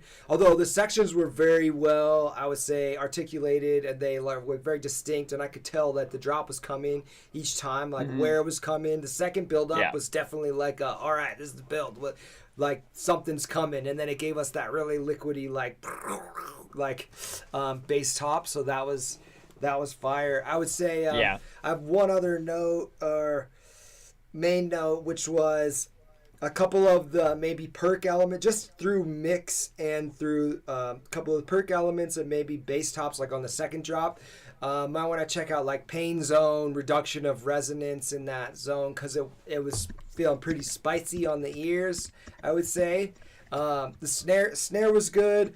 Other stuff was slapping in where it needed to be, but a couple of those things, like on a big loud system, might be to the point where you're like blinking a little bit. And so just because anticipating playing these songs on a really fire big system, I want to like make sure we're checking out the Pain Zone. And like, I don't know if Buddy Gene, you got access to like Soothe or Smooth Operator, but you could also use like TDR Nova as a free EQ, or you can use FabFilter Q3 to just do resonant peak reduction on like, you know, figure out what elements there are in those parts by sweeping a band across and feel where it's really hurting, and just kind of dynamically ducking some of that stuff. So it's not hurting. I love Soothe for that the most, but yeah, absolutely. You can do that with any kind of dynamic EQ or even multi-band compression, just like finding that resonant frequency. So like most of the time it's not hitting, but when it sweeps across that certain frequency, it's getting ducked. And I love Soothe for that, just because like you don't have to set all the bands. You just like let it figure it out, and it like understands. It knows what it's doing really well. And then you can also dive in and get more detailed if you need. But honestly, like I was like struggling to like EQ a vocal for the I Love You Like remix that came out on the Dojo, and I like sent the stems to Dylan, and one thing he had me do was take the filters off and the EQs off that was fucking up the sound. I was like causing all these problems by adding the high pass filter and then 1,000 layers of EQ and shit to try and fix it. And then I threw Soothe at the very end, and he was like, take all that shit off and send me the vocal stem. And he was like, oh yeah, now it's great. I'm going to put Soothe on the default setting right at the beginning, and then a little bit of light, you know, whatever he put after that. It was barely anything. I had like 9 layers of shit. He had like 3. Yeah. It was like, oh wow, okay, good to know. Less is more sometimes. It happens. I've mixed so many vocals, and that happens so many times where I actually just go, okay, start taking stuff off, and let's just rebuild it and see what sounds good. And once it starts to sound crappy, okay, let's get rid of that. Let's not do it in that order. Those are kind of some thought processes that I'll use there. If I have to rebuild the chain. Mute the whole chain, start from scratch. Start a new one. It's a good way sometimes. I don't that think can be a pain though, but it can be, but for something as important as a lead vocal or a bass or whatever, if it's straight up not working, and these, like, honestly, I think these basses are all working. There was some like resonant peaks in there that would be just good a couple to. Things. There was some perk layers that came on the second drop that were like more in the middle section. They were like, mid range, that were like girthy, and those were in the Pain Zone a little bit too, and they might not need to be as loud because they weren't the primary perks. They were like backup ones. So that was something that I noticed. I could feel those. I have 2 other things that I was thinking. I felt like at the end, just taking some parts of either of the breakdowns and doing like 4 or 8 bar outro would be helpful, because it's a little bit of a short track, and then just for DJing purposes and stuff. And it could be filtered. It doesn't have to have a lot of bass. It just have something so that you continue to have some bleed over from this track if you were to go into another one. That would be really nice. And then the other note you probably noticed too is like I probably want to hear a little bit more of the original stems of some sort in there in places. Yeah. Because there wasn't that much brought in from the original stems. So they were tweaked out like way different than they originally were. I feel like the Storm Drain lyric and stuff. But like maybe the guitars, the Luke Rain vocal could be in there in some way as even just turnarounds or something. But since it is a remix, and it's a remix like little contest we're throwing, I would definitely want to hear a little bit more of the original content, because you might not know that that's a remix of that song based on the way that is. And it could be just in the breakdowns and stuff, and you can keep your drops as heavy, like deep, almost left field bass, dubsteppy drops too if you wanted. So that's what my feeling was on those. Yeah, this is definitely dope. I agree. A little more vocal faces. We've been over that one as to our whys, so I don't want to belabor that, but I agree. Yeah. And I 100% agree with adding some outro. Just like chill groove, maybe light bass. Some of the melodies. There's so many melodies. And then my last note would be like there's certain parts similar to, I think I was saying on HEXADEVIs, where there's like really make sure that as you're checkerboarding leads back and forth, that they all have the same power. Like in the second drop, the basses feel really strong, but then there's the plucks, these dope plucks doing a dope melody. They just feel like they're a little bit further back in the mix. Like the pain zone, it needs to maybe pull back on a couple of those basses and then be pushed up on those plucks, and like a little more sizzle, maybe some saturation, something like that, to just like make sure that listening, this is not a background element that doesn't happen to have anything else happening. This is a lead element. This is a melody that like drives the narrative of the story of the song forward in a really dope way. So just make sure that it's mixed so that the listeners all know that that's part of the main song narrative. And then similarly, in the very first part of the first drop, like you had like, you know, would like hit, and then there would be that response bass, and then it switches to a second section where it hit and it'd be a different response bass. The second response bass feels very present. It's got like the top end, it's got the width, and in addition to like the lows and low mids for the sub and the ear bass.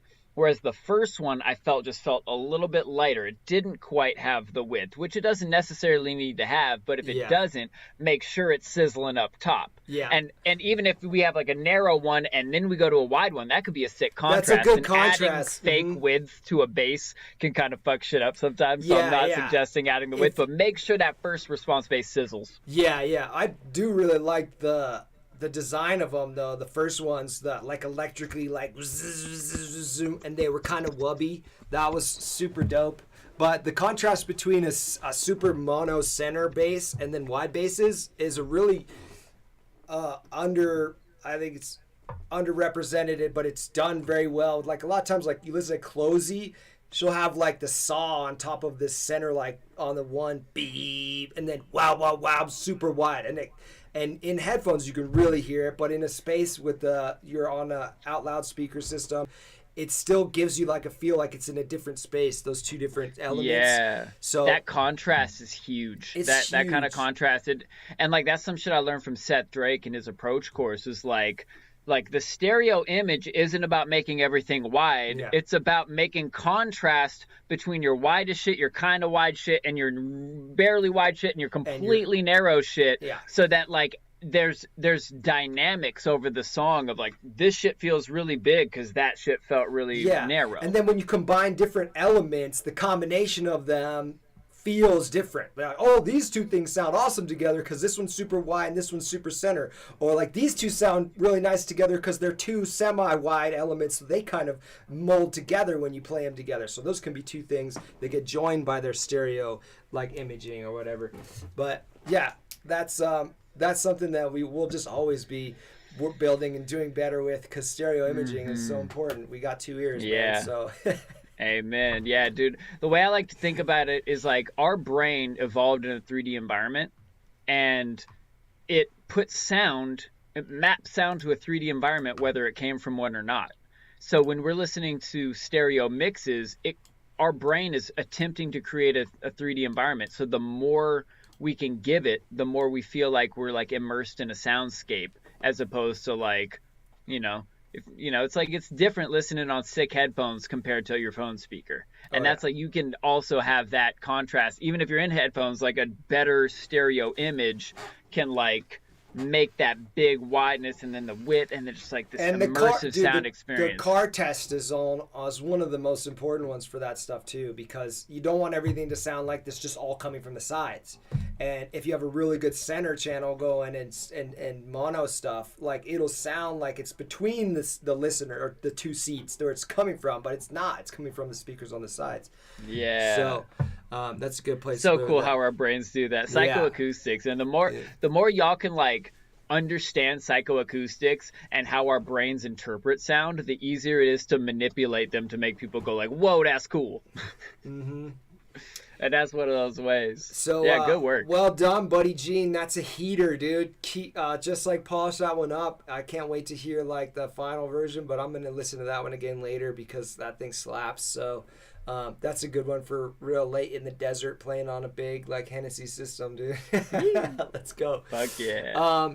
Let's go ROHBOAT. ROHBOAT, right? All right. Yeah. ROHBOAT, here I we know, go. Ro, you've been in here since the beginning. Thanks I want for waiting, to ROHBOAT. honor you, appreciate you. Shouts out to Boise.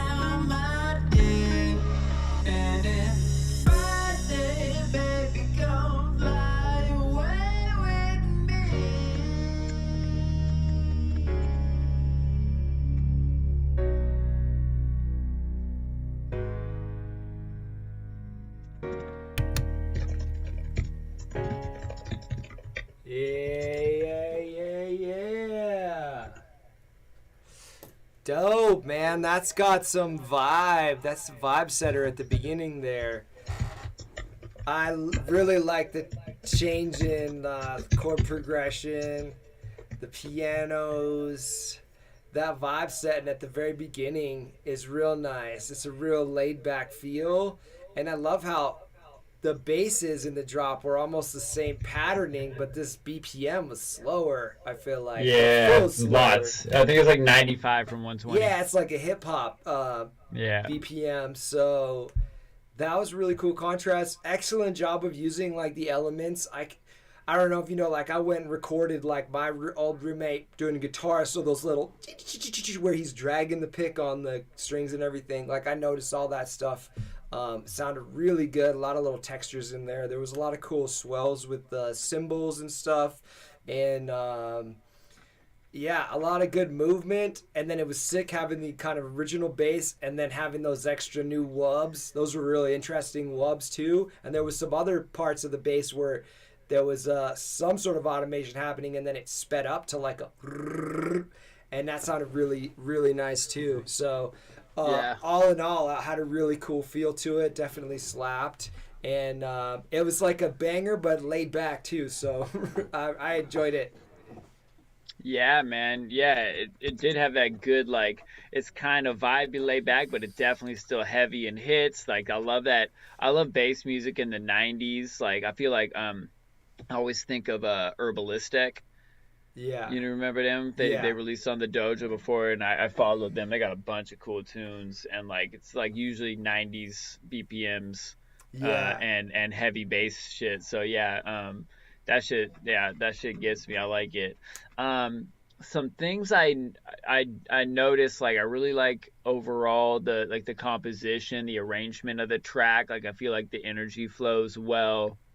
Um, and then there's some things like overall I feel like the mix feels a bit quiet. I feel like there's probably some, like similar to we were talking about a couple ago, like there's probably some like little um volume adjustments that we can do to like be able to boost it up cleanly a little bit louder, because I had to crank my headphones a little bit to get that to like feel fully right where I wanted to listen to it compared to some of the other tracks. So feeling into that again, that's a good place for me to hit like okay, cool, I got my mix, it's sounding right in isolation. Then I hit my reference tracks and listen. I'm like, ooh, you know what? I'm not quite getting up to the same like power feeling luffs. Like it's not giving me the same like heaviness. So like hits, I often right there, I'll hit save as, and then I'll like take all my group volumes down, like leave all my, all the drum like faders at the same spot, but take the drums group fader down, and like bring them back up one by one and see if I can like get another like idea of how everything fits together group to group element, like major element to major element. Like how are my basses compared to my drums, how are my vocals compared to the beat.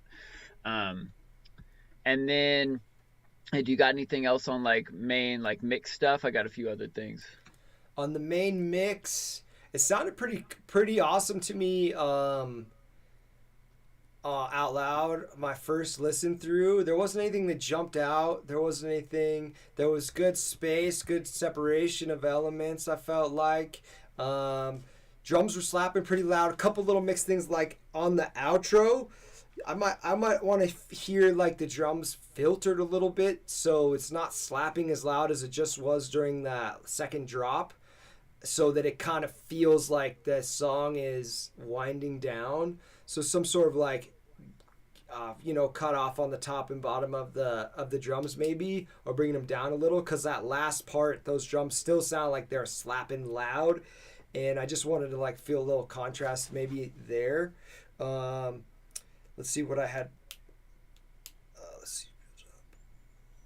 Oh yeah. Oh, I would say this is another thing for an individual element, but right on that first build up, it repeats the lyric that it had played prior in like the intro section, and it's like almost the same, it's just repeated. I kind of might want to hear that done in a different way, like maybe tweak it out like crazy on that part because it's the build up. So like make it all low and robot-y or something, or put another layer that's in an octave so it sounds like, and it's wide or something. So it's like another like a level of development to that lyric because it's just repeated from the intro part. Yeah. And then and then on the first, it might have been the first drop, it has like the drop, the bass hits, and then it skips the first snare, and then it comes back with the second snare, and then it does that again after like the first 4 bar or something. And I feel like there needs to be either like an impact or like another bass top, some sort of like impact or stab or something that's like emphasizing this is the one. Boom, that's why we're skipping the snare, and then the snare hits. Because otherwise it just felt like it was like bam, and you're waiting for the snare, but it wasn't like boom, like something is hitting there that we're welcoming to have that space to skip that snare. Do you know what I mean? Yeah, it's just kind of the same bass from the first time it hit. Yeah, so I would do either a new bass top or another bass top, or like a chord, like a mud with pie it. moment, or a layer, or an impact, or like sense. a cool sound effect top, something that takes that space. So that's why we're skipping that snare.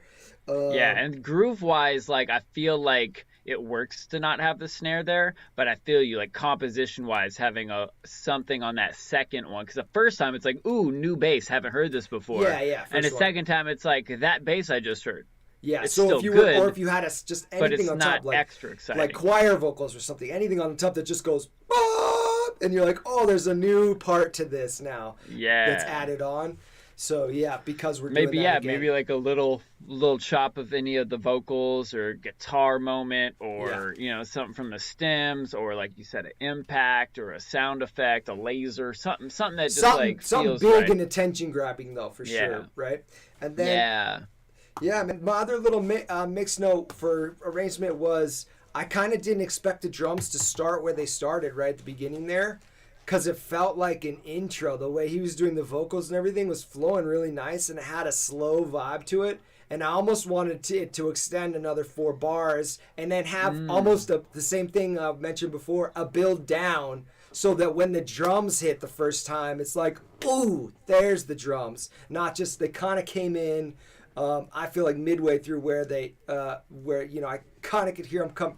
Surprisingly, a little bit later is what felt like would have been nice for me. So I would maybe explore that, and like explore so that like there is a bit of a build. It might just not a major build, but it's a anticipation of, okay, something's gonna happen, and it's the drums drop in. So there's either a drop out of elements, or there's swishing sounds, or whatever it is that we're doing for that, you know. Amen. Agreed. Yes. It's kind of that energy flow we've been talking about, like really feeling the energy flow. Sometimes it feels like this is the place to step it up, and sometimes we step it up a little too far, a little too fast. It's like bringing it back a little bit so that we have that intermediate, like, you know, maybe instead of putting the drums in at that moment, maybe like an impact, and like just the snap in the background, or a little shaker groove that's tucked in, or something like that to give. So it's like, okay, something just changed, and it gave me a little bit of energy shift in a good way, and then like you said, break that down into the drums, like have maybe like a reverse come in, like sometimes I love just like putting that impact and boom, and then having it reverse into itself.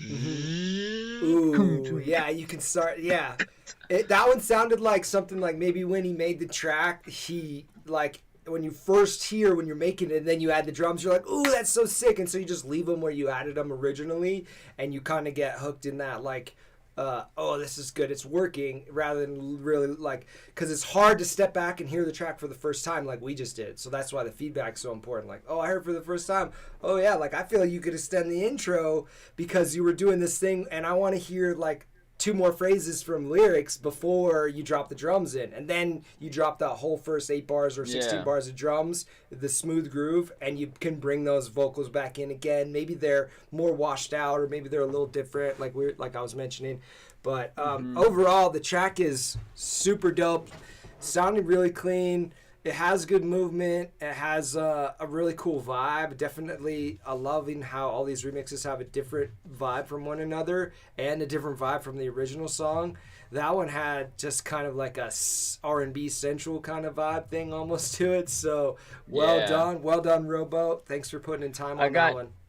I got a little bit more things. Cool. And yes, absolutely well done. Thanks for putting in time. I was thinking for the intro vocals, like it's really cool how you chopped them so that like the beginning half of the phrase doesn't have the vocal, and then the second half of the phrase does, and it's working well. But like something was hit me, like the beginning feels empty, because like there's that guitar lick happening, but that guitar lick is also happening behind the vocal, so it doesn't feel like a checkerboard, like, hey, here's the guitar, here's the vocal, like a BB King song or something. The thrill is gone, the thrill is gone away, right? Like you could do that, but I think even simpler would be like just do delay and reverb throws at the end of the vocals. So it's like, you know, it's like, sun is coming out, my dear, dear, dear, dear, dear, dear, dear, dear, da na na na na na. You know, it's like, so just like letting that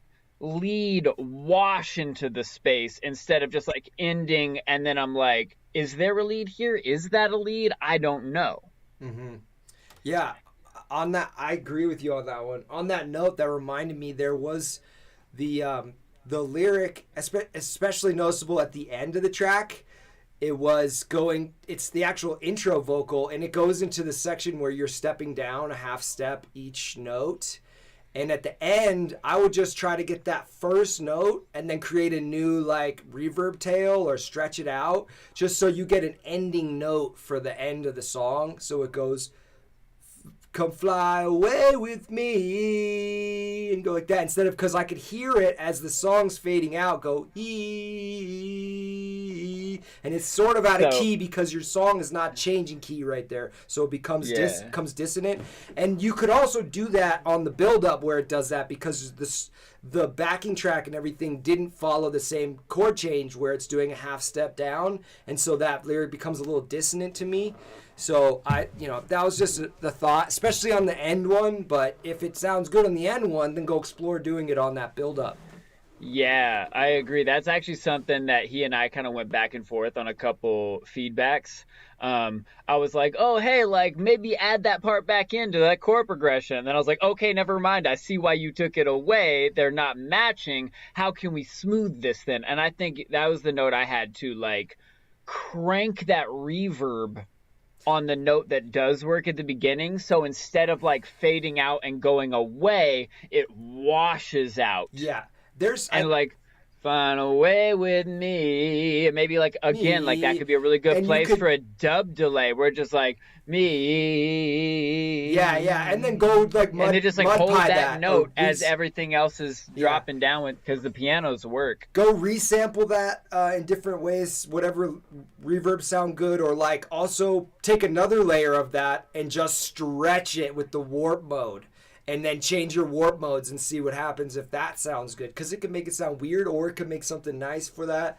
So there's other ways. There's like the I Wish plugin. That was expensive, but there may be some free ones that like, or Ableton can freeze reverb. Just get the reverb like very close to like super wet, almost like sounding like the original dry vocal, and freeze it, and then record that for a while, and then you can just print that on audio and just drag the volume automation out so it has a fade out. Stuff like that might work. So then it sounds like it's just that note. It's just extended perfectly. You know what I mean?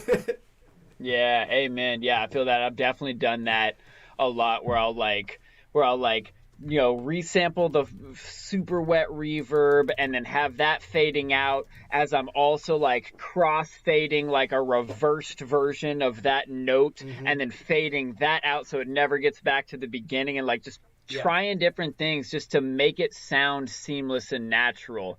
Even though I'm doing a lot of manipulation, just like the whole goal is how can I make this sound go away in a way that doesn't feel abrupt, and stays with my chord progression and like and stays nice. And if this is the one note of the sample that works, let's just fully commit to that root note and have it be like a resolution of that element. And then my only other two things were like the outro guitar felt a little quiet because it really is the lead there. So really thinking again on that note, like if we're checkerboarding, handing off leads, sometimes we'll like arrange that sound all on one track. And then like in this section, it's behind a vocal. So it's the right quiet volume without a ton of top. And then over here, there's no vocal. Either you can automate, but what's usually easier is just duplicate the guitar track, have this one be the behind everything and this one be the lead version, right? Okay, where you just like crank it up.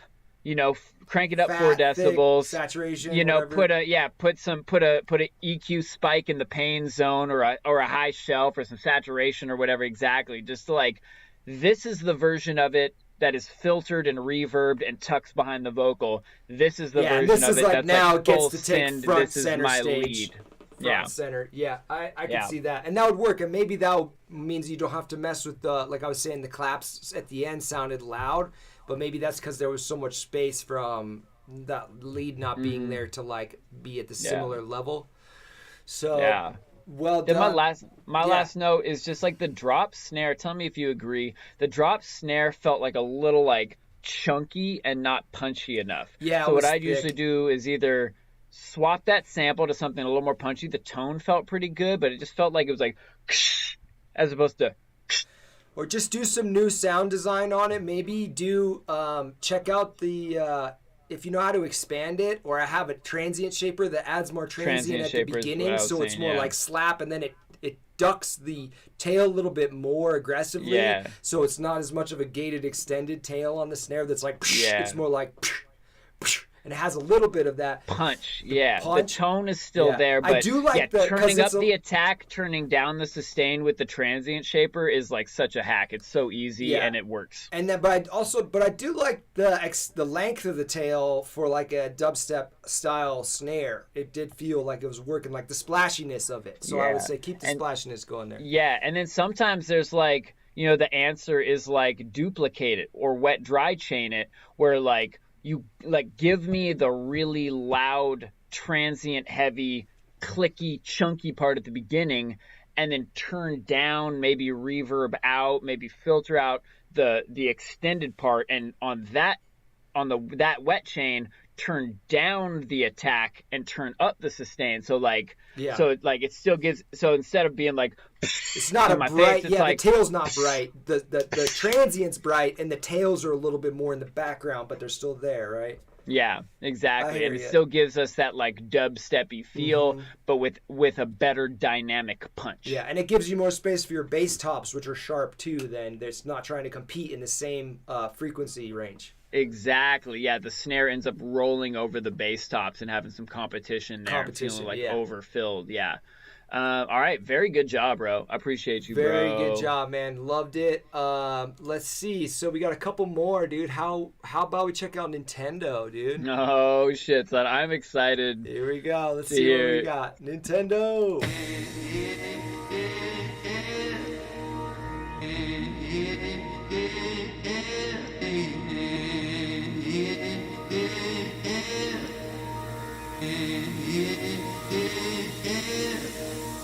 Wash it all away down the storm drain, baby, it's real. Watch the pour rain storm down. Now how do you feel? Future's looking bright and clear, 'cause the sun is coming out, my dear. And it's Friday, baby, come fly away with me.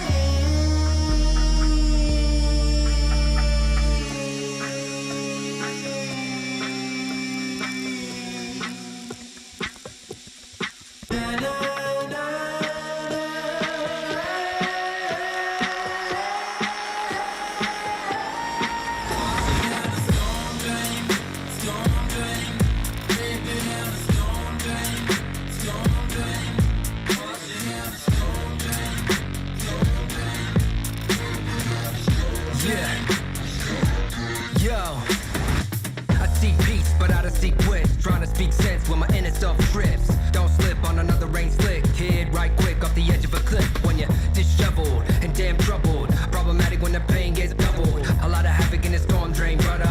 Got the magic when the brainstem struggles. Get it? You gotta let the rain fall under. Gotta let the mainframe slumber. Sleep. You gotta let the gameplay buffer. If you really wanna get the game day reach, come on. Pressure built up in the crock pot hectic. Weatherman dripping like better get to clearing that storm drain mess. It's clogging up the whole dang street collective. Connected, really ought to get the message. Rain clouds, like a Rorschach test, and it's strange now how the world's been twisted inside out from the whole damn thing. It's sun coming out on the other side, not a worry now, just another high. Gotta turn around, see the southern sky.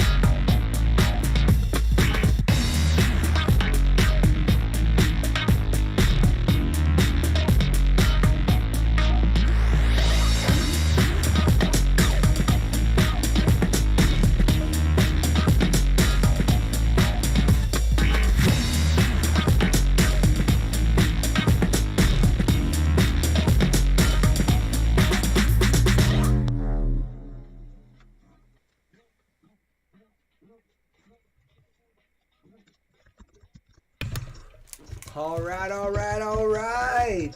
Nintendo coming in with another heater too. Yeah. You hitting those notes. All right, dude. I liked it. I liked it a lot. I think I like the driving drums. I loved how the drums evolved. There was a bunch of cool layers that came in. There was some like rides and stuff that crushed it. I liked the bass line. Changed the bass line entirely from the original bass line, and it still worked with it. Kind of a little more eerie. Kind of a little more like grimy. It kind of had like a cinematic feel to me, like a chase scene or something, or like, you know, like a steampunk, cyberpunk, I don't know, some sort of like Guy Ritchie movie type of situation or something. So yeah, I can see that. Yeah. So I like that a lot, man. A lot going on there. So that one I would want to take another listen on too, probably. So what do you think?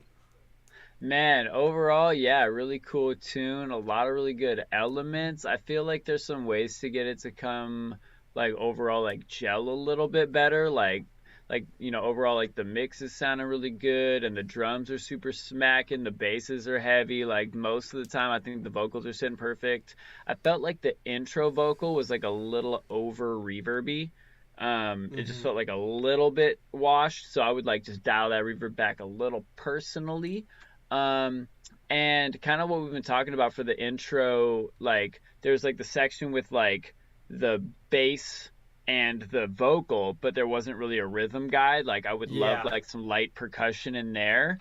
And then it kind of broke down to a section with like just percussion and no bass or vocal. And it felt a little like, oh, hey, well, we just lost most of the song. So I would love to hear like those percussions are cool as hell. I would love to hear those like warm up earlier or some other element to like warm me up to having percussion.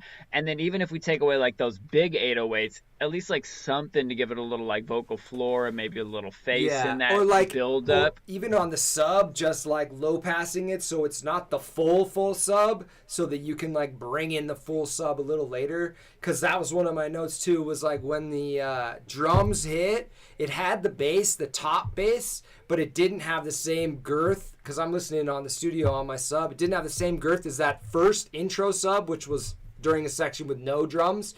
And I feel like you kind of probably want at least have that bass there, or maybe have that be the first section you hear the full force sub, and that level needs to like be there matching. Later, I like think 4 or 8 bars later, then that bass, the grimy bass line did have a lot more, probably on, maybe it was like a rack that had the top layer and the bottom layer. The bottom layer was actually in on it, the sub layer.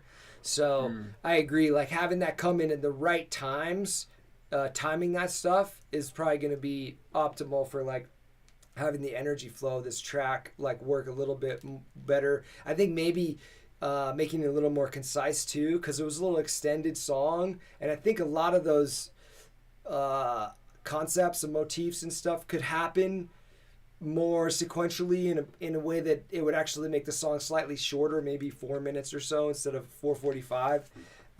Yeah, I could see it being a shorter tune. Good call. And there was just a random mix note on the first build up. There was a crackly sound. I don't know if it was on purpose or was happening from like a filter or something, but it was a little unpleasing.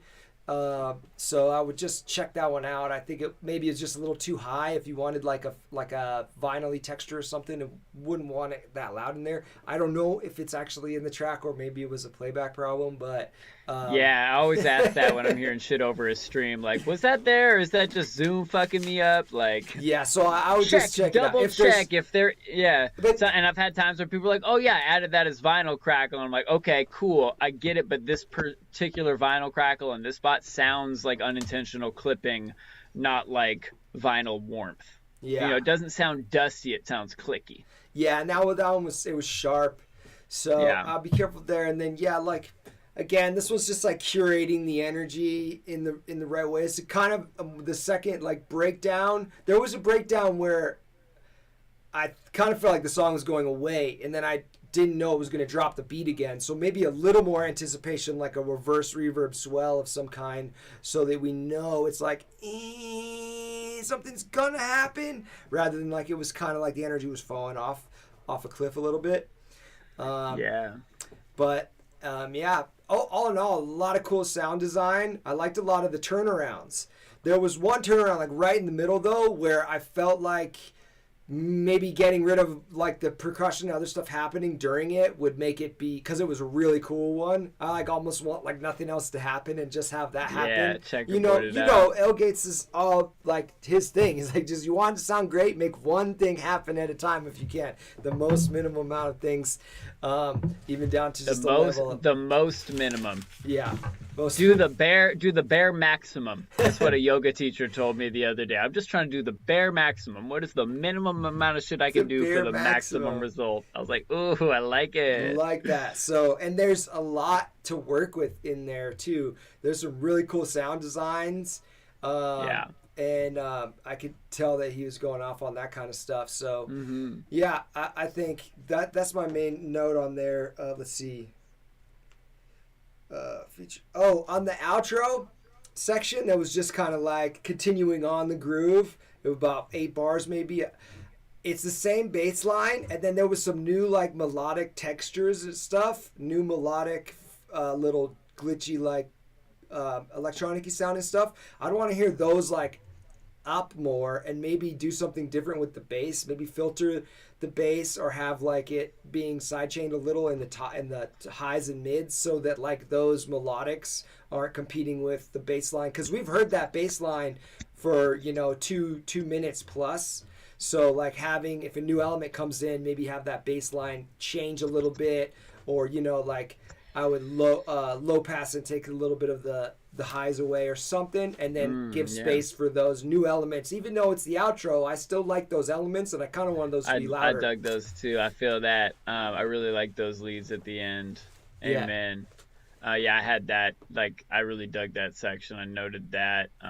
Agree. A little shorter arrangement. I feel like in the build-ups, like the second build-up, how it did a build down like we're talking about, and it like got down to nothing and then it dropped in. I feel like that one worked better energy movement wise than the first one, where it was like kind of building up, similar to another one where we just like we're kind of building up and then all of a sudden we're in the groove, and I was like, oh, I wasn't quite prepared for that.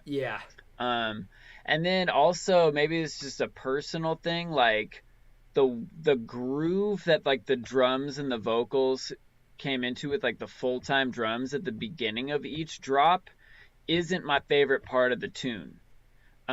Like I really dug that how those drums worked with the outro section you're talking about, like that groove felt really good, and I really liked that halftime section that it did at the end of like the more drop section, the end of drop 1 before the breakdown. With the big splashy claps? Yeah, it had the big splashy claps and the really sick like reimagining of the guitar solo chops and like the bass and everything. That section, I was just like, full fuck yes. Maybe and it was that only should be like the drop, dude. Like that's what I was thinking. Like that is by far my favorite section of the track. And it like there was like 2 halftime sections, like a big one and then a smaller one, and they were both kind of quick. I feel like it'd be really easy to extend those, and then like you said, do a little rearrange of the track, use those as like the drop parts mostly, and like the other part is cool, like but the B groove section, doesn't. That feels more like a more drop verse section, because it's got a cool groove, but it felt a little more horizontal to me. Whereas that halftime section was like full send vertical headbang, and like it made me really want to dance. Whereas the other one seemed like the section where I like cool off a little bit and bop.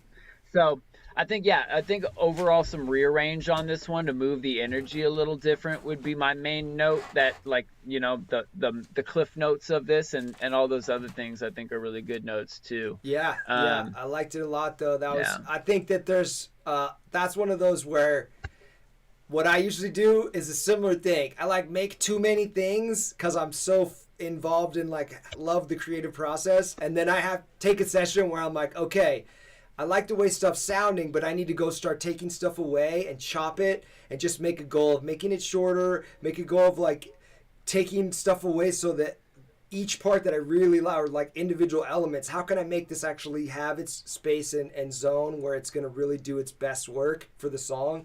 And I call that just like what do I, just taking away. I just do erasing. Like, I'm all right, I'm taking stuff away until it's like, it's like you just said, the maximum, do the bare maximum. Like, what's the minimum number of things that can actually get me that same vibe effectively.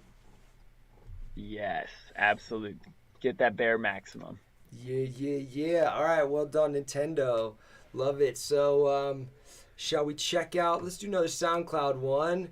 We got, we did HEXADEVI. How about SCHUZ? So, SCHUZ said he was going to be on a plane, so he wants to hear the feedback. He's going to check out the stream after. So, should we check it out? Let's get to SCHUZ, man. Let's Shouts go. out to another Boise resident. That's a good homie of mine. I've known him for years. Oh, cool, I'm really man. pumped to hear I what think he he's did gonna to drop this, some- man. some banging. He's been grinding hard lately and leveling up. So I really Epic. want to hear what he's been doing. All right. It's dope to man, me and him met at a Levitate show in Seattle and fucking sparked. Oh, you know him too? Oh shit, man, what's up? And been friends ever since, man. So it's been cool to grow together from where we first started collabing and our beats were garbage, but we had fun anyways, and had this whole pile of trash beats before we ever had a release. And we did that I Love You Like remix together, man. Yeah. Oh, sick, man. I have to check that out again. We got a few more collabs in the works too, man. I'll drop that in the chat. Why not? Yeah, do that. But for yeah, me. man. All right, let's check it out. Let's get this SCHUZ remix. Oh, sorry. Oh, yeah, we're going.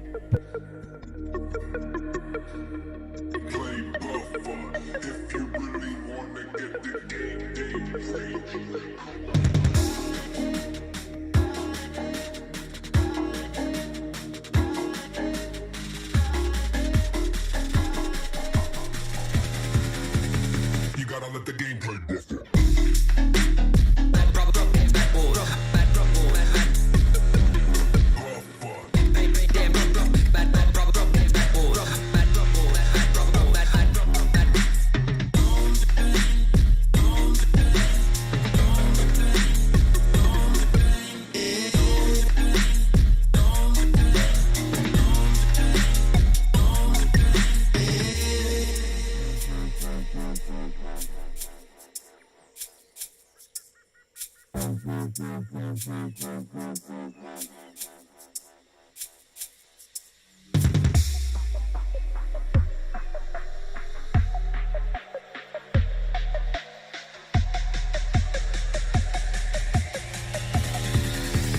Don't slip off the edge of a cliff.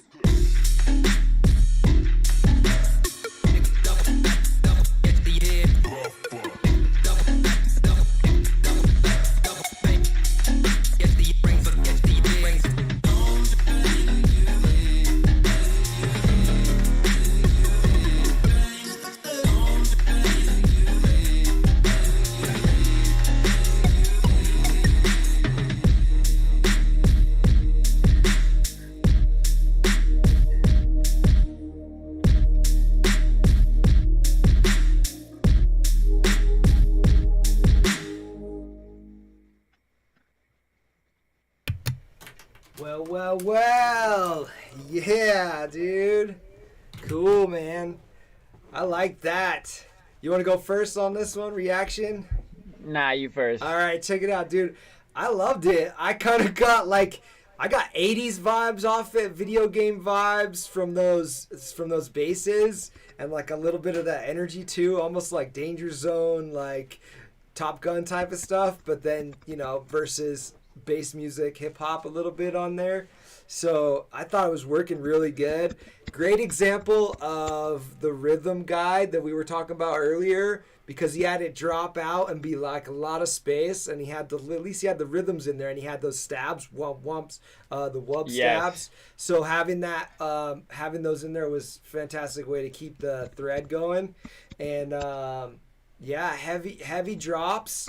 I like the way he used the vocals totally creatively, different stabs. There was a lot of different checkerboarding where stuff was happening and then something else would happen and it would all have its space. So I think overall, it's effectively doing its thing. It's a heavy banger. So well done. Yeah, absolutely. The groove on this is awesome. like I wasn't lost in the groove anywhere, even in the breakdowns. It was like it broke down super deep in the breakdown after the first drop, but there was just like those little reverby shakers and a little wob and a little splash, and it was just like they were all perfectly timed to keep me bouncing, even though it was wide open and empty. It was gorgeous. So I really dug that. The groove overall like had me bouncing the whole time. I love the way he like switched up like the feel of the bounce of the song and made it work so well again. The way he like flipped the vocals was really cool. How'd the overall volume sound to you? It sounded pretty good. I mean, I haven't like had the most objective with my stereo coming on like this, but it sounded loud. The drums were slapping really loud. Yeah, I think the drums could be down a little bit maybe, but the sub was it was all smacking. So I would have to listen to it and check it out again for like a like a master levels feel. What do you think? I mean, it's hard to tell just because like I'm kind of like turning it down and then turning it back up because I'm listening through the stream and I know it's being compressed, and so I'm like I'm trying to stick more to like the relative balance notes and the arrangement notes right now, just because I know I'm listening through a live stream and it's being compressed and such. So it's hard to say. When plus, I'm listening, that was pretty. It was pretty loud and clear. It was, the presence was really nice on that mix. Like so the mix sounds really good. I've been like cranking it and then turning it down to talk to you and then turning the mix up to listen. So I'm like, what level was the last song at? Is this like? It was good. They've all been banging loud. My neighbors probably hate me because it's been loud and I can't turn it down because I got it for the stream at the level we like. So yeah, man, I think that was killer. I had two little thoughts on it, like right at that rhythm, what we call it, the rhythm keeper section. Yeah. And then right before the build up, the rhythm guide, those shakers disappeared and it did a different perk thing. I would like keep those shakers going and like have them change and taper out maybe or something, just so they don't just end. Yeah, so they don't just cut. They were the thread. You want to keep that thread going, even if you just like filter them out so that the highs disappear and they kind of just like, or you just like far away rack them so that the highs disappear and they, but just for another like bar two or into that build up section. That was just minor. And then at the end, the track just ends. Maybe he's like ran out of time or something, but I would say that's fine to end it there. Maybe a little bit of an outro, or maybe just in that last section, in the last 8 or 4 bars, like have like a white noise faller so you could tell it's coming to the end of the track. Yeah. So then like a DJ knows then they're mixing it, they're mixing out. You still have that feel of like departing the track or whatever. Yeah. So the way I read it was, at first I was like questioning, is this more drop or am I in the outro? Because like the leads chilled out, but the drums and the bass stayed at the same level. Yeah. And so my thought was, okay, I think that this last 8 bars is the outro. Yeah, I think so. But it's just, it didn't give me enough like ramp in the drop, like where you could just add like a little reverse and then like more contrast in the final turnaround, and then add that splash and some splash impact and stuff. So like it that feels outro like a section, yeah. And then maybe just like automate down, the subs a little bit so they're a little bit quieter after when it splashes out to make it a little easier to mix out. Yeah. And just like if that's the outro section, and it seems like it is, make it more obvious that we're approaching and entering an outro. Yeah, I agree. And if it's supposed to be drop, keep giving me deletes. I would rather have full send drop all the way to the end of the song and then like a stinger reverb out. Yeah, right up, because plenty of songs do that. Yeah, and like if I know that's coming, I just start my mix during the drop and I wait and then I just crank up the intro. It's a good way to mix right as too, the shit ends. Yeah, there's no conflict. You could change tempos, you can do anything you want, and you can just press play right at that splash and be like, yep. And that is how it goes. And then you're releasing a song. It's a shorter song, so you can get more plays. it's just another little aspect of it. So like a lot of kids in like Gen Z or whatever, they're just producers. They just make like these 1.5, 2 minute long songs, and they just go on TikTok or whatever, so they can get lots of plays on them because it's just the catchy part or whatever. So there's always like the give and take for how long you want your songs to be. But I like that. I think that was well crafted, and I don't think it needs to be longer or anything. But I agree with you on the making it kind of clear what that section is and what the song's doing at that point. Yes. Yeah, that was like my main note of the whole track. Like otherwise, like this is working really well. Yeah. Yeah, that outro, I was a little confused. Everywhere else in the song, I knew what was going on. I was really into the groove. The drops are hot. The breakdowns and the intro are working really well. Just smooth out that outro section and make it obvious that we're entering an outro. And this one's pretty ready. Yeah, it's pretty ready. It's in the bank. It's even got space. Like if you're doing a live show, that section where it's a kind of big breakdown with the wub stabs. That's a good time to like get the crowd hyped, to give them a little you yell at them a bit. Yeah. You know what it is. Y'all ready to turn the fuck up? Yeah. All right, dude. Well, it's the remix. We're moving along. So far, how many we got left? Amazing. Everyone's done a great job. I think we only have 2 left. We got my Bird is the Word, and we got HUGAPUPPY. HUGAPUPPY. So should we check out? Man, I was hoping to get a Rhymetry one, but last week when we did the feedback section, it was still pretty new. It was a sick version, but he was also saying he was like on deadline for another remix and stuff. So I was like, well, if you can get it in, guess not. Yeah, that's all good though. We got a bunch of good ones. A couple other people said they were gonna do them, and I didn't get submissions. So is what it is. I know how that happens. It is what it is. And one of the beautiful things about that, in case any of those people that didn't hit our deadline, are like, oh man, I still love this. It's still in progress. I still want to finish it.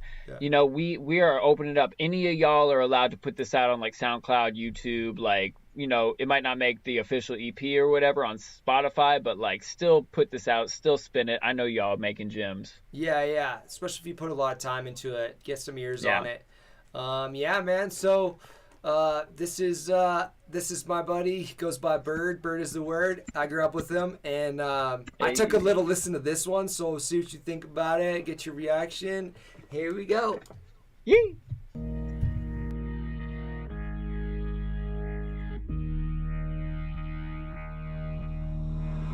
Wash it all away down the storm drain, baby. It's real. Watch it pour rain storm down. How do you feel? Future's looking bright and clear, 'cause the sun is coming out, my dear. And it's Friday, baby, come fly away with me.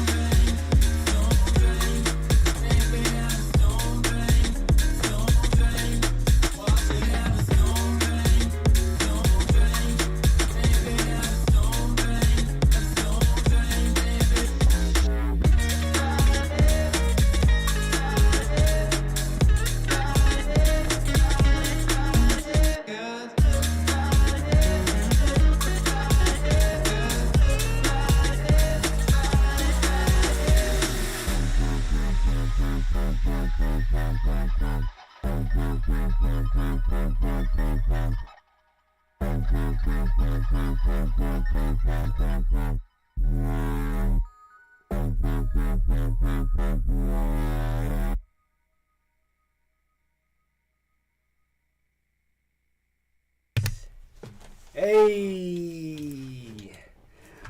dope, man. Well, what do you think? How you want to go first on this one?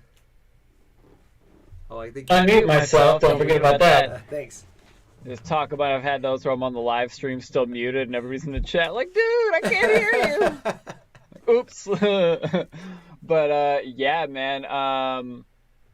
Overall, like, I really dig the way, like, the full-time break vibe on this. Like, at 120, it's got great bounce. It's a great break. Like, the groove of that percussion and the way the snares are hitting on those, like, off notes, like, just makes it so, like, bouncy and fun. It's a really good, like, reimagining of the track that the groove still really works really well with everything else that's going on, and I dig all that a lot. And also, I feel like I would have liked to hear a more creative departure from the arrangement of the original. Basically, like, this one to me feels like it's the exact same order of all the things, the exact same length, same intro, same outro in general, with like just like a couple of elements missing, and then like the exact same middle with just a new drum groove. And you know, so it's like, I think there's more room for imagination here. Like, you know, maybe like, you know, making it shorter. Is there any parts that like don't feel like they fit, you know, to the artist, like that they would take out, anything that they would remove, or anything that they would showcase more or flip a little different? Like, you know, some of them, like, we noticed like strayed a little bit too far from the original, and like, hey, like, this is dope, and also sprinkle in some more of the original vocals here and there just to give us like that connection to the original. And this one is kind of the opposite end of that spectrum, where it's like, hey, like, this doesn't quite feel changed enough for me. I love the main change that you're doing, and I want to hear you extrapolate on this. Like, how can you take that to the next level?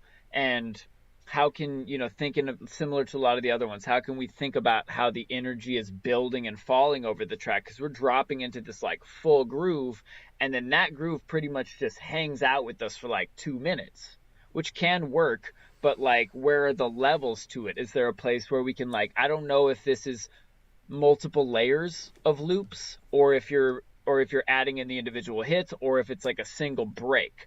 If you've got all the individual hits and multiple loops, it's really easy to play with like extra stacking. Take some things away, start a little smaller, bring some in, bring some back, try different stacks. And if you're only working with the break beat, then my thought is, when I'm working with the break beat, where do I want it like full send? Yeah. Where do I want it filtered? Where do I want to chop chunks out of it and have reverb automations at the end of the snares or whatever? Like, and finding like, how can I get more sections out of this one groove loop? Yeah, totally. And then how can I arrange that to build and drop the energy? Yeah, and then just like you said, man, because it's all basically the same melodic arrangement, like doing the same thing with melodics. How can I chop these up? How can I take stuff away? Or like, how can I do this drop beat or this break beat groove with just like the organ or just the guitars, and get rid of the sub, because that bass line goes through the whole song. He did put some different wubs in different places, and those were good punctuations. Mm-hmm. Yeah. Like, everything was good. If you hadn't heard our song before and you heard this remix, you'd probably be like, this is tight, you know, because it's really good. But for us, coming from a place where we're like, yeah, we kind of want to hear a little more creative, like you said, creative departure.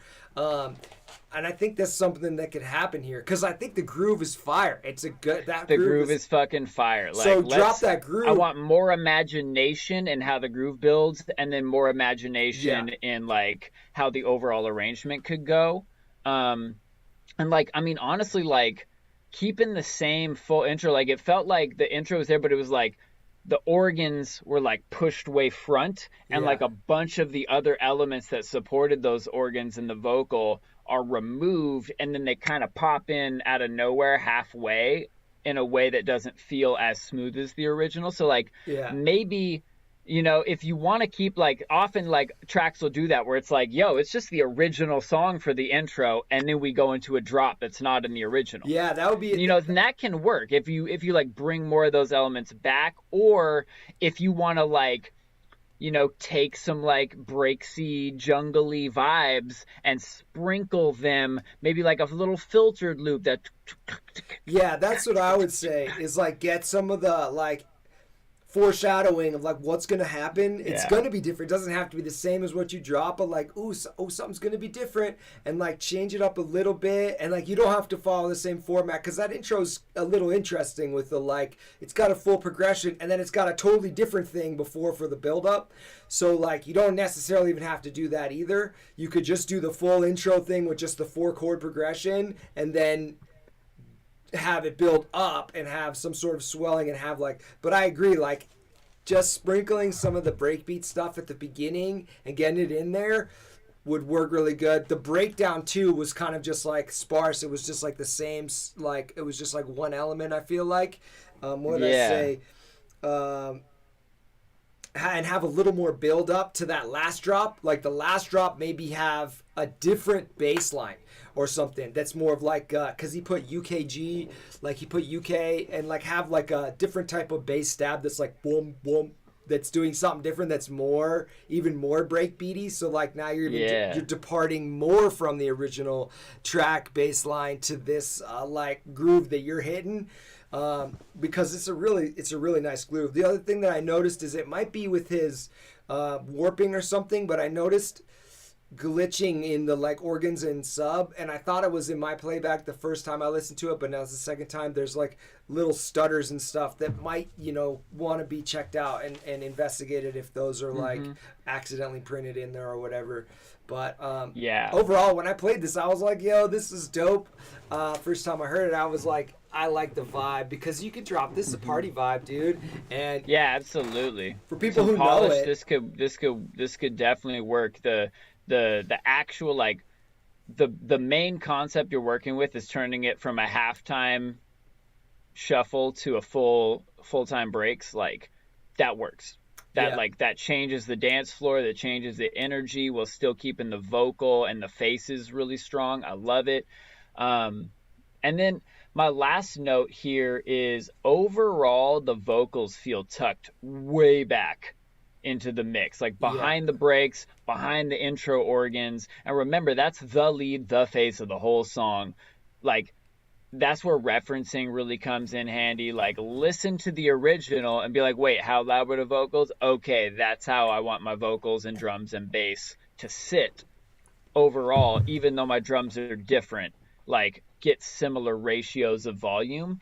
And then in the intro, they're like, I could hear the basses kind of like doing this stuttery aliasing thing, and I wonder, like, check your warp mode on those basses. It feels like the warp mode is doing some weird, like maybe it's on beats mode instead of complex pro or some shit like that. Or maybe do you even, you know, did we even change? It didn't feel like we changed the tempo, so maybe just turning off warp on the bass stem, because often like I've noticed that like bass it'll make little extra markers, warp markers, where they don't belong, and then it'll tweak shit. So if I'm at the same tempo and I'm not warping it, I turn it off until I need to warp it, and then when I warp it, and then I make sure it's at the same tempo set in the box, and then I delete and I make sure the warp markers are just like one at the beginning and one at the end, or none, and then I add them where I want them. So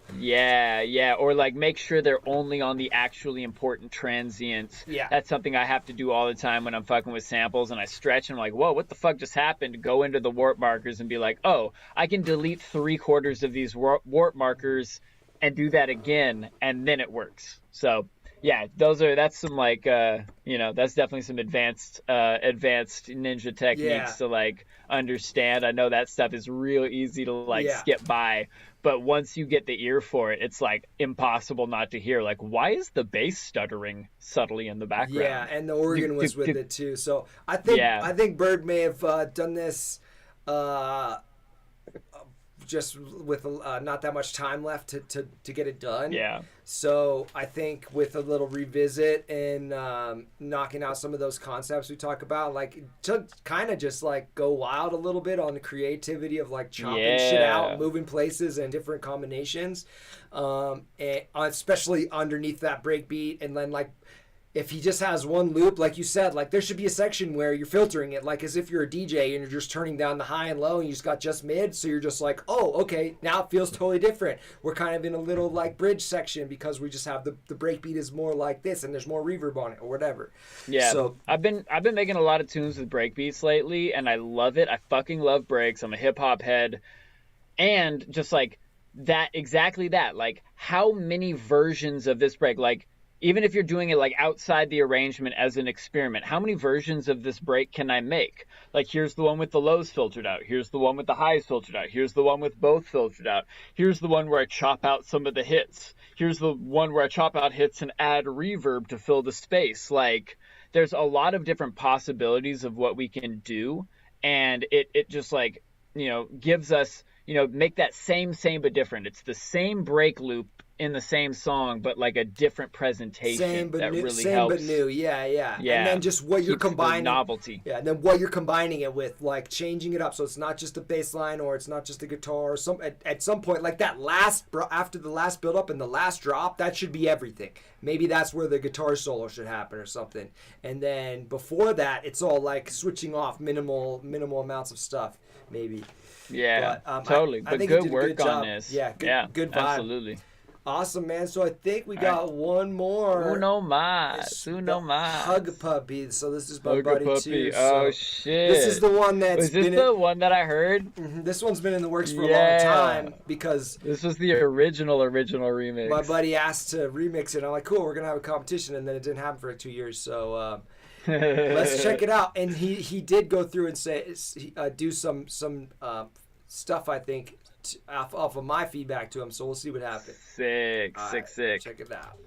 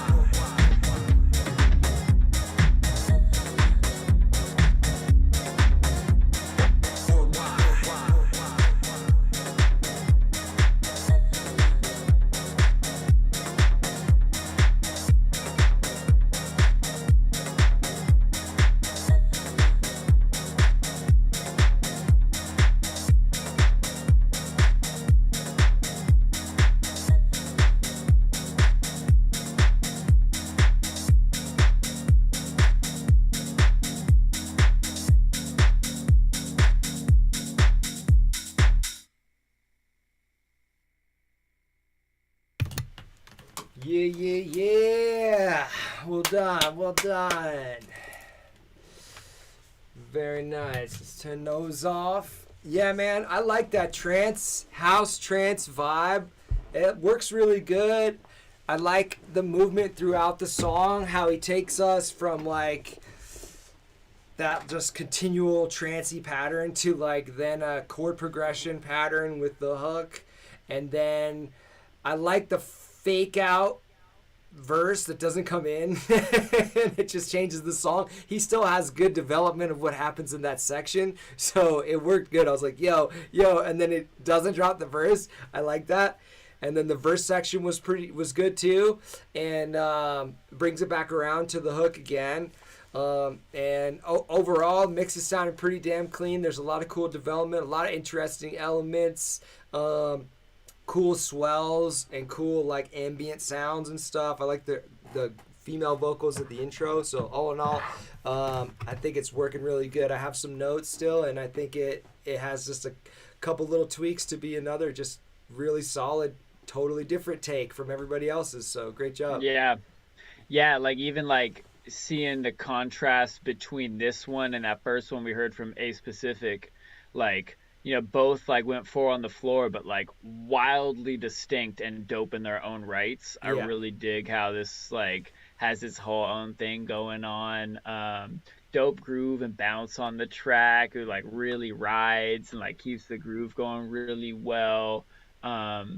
Yeah, like definitely I really dug. I feel you, like it like felt like the rap vocal was gonna come in because it dropped on the turnaround and then it dropped into that instrumental like break. My note on the instrumental break, I like it a lot, but it felt like there's like this synth lead that comes in, but it doesn't come in at lead volume. This is something we've been talking about all day. Like it comes in kind of like tucked back into the mix, like a little timid, like, am I allowed to be here? Yes, you're allowed to be here.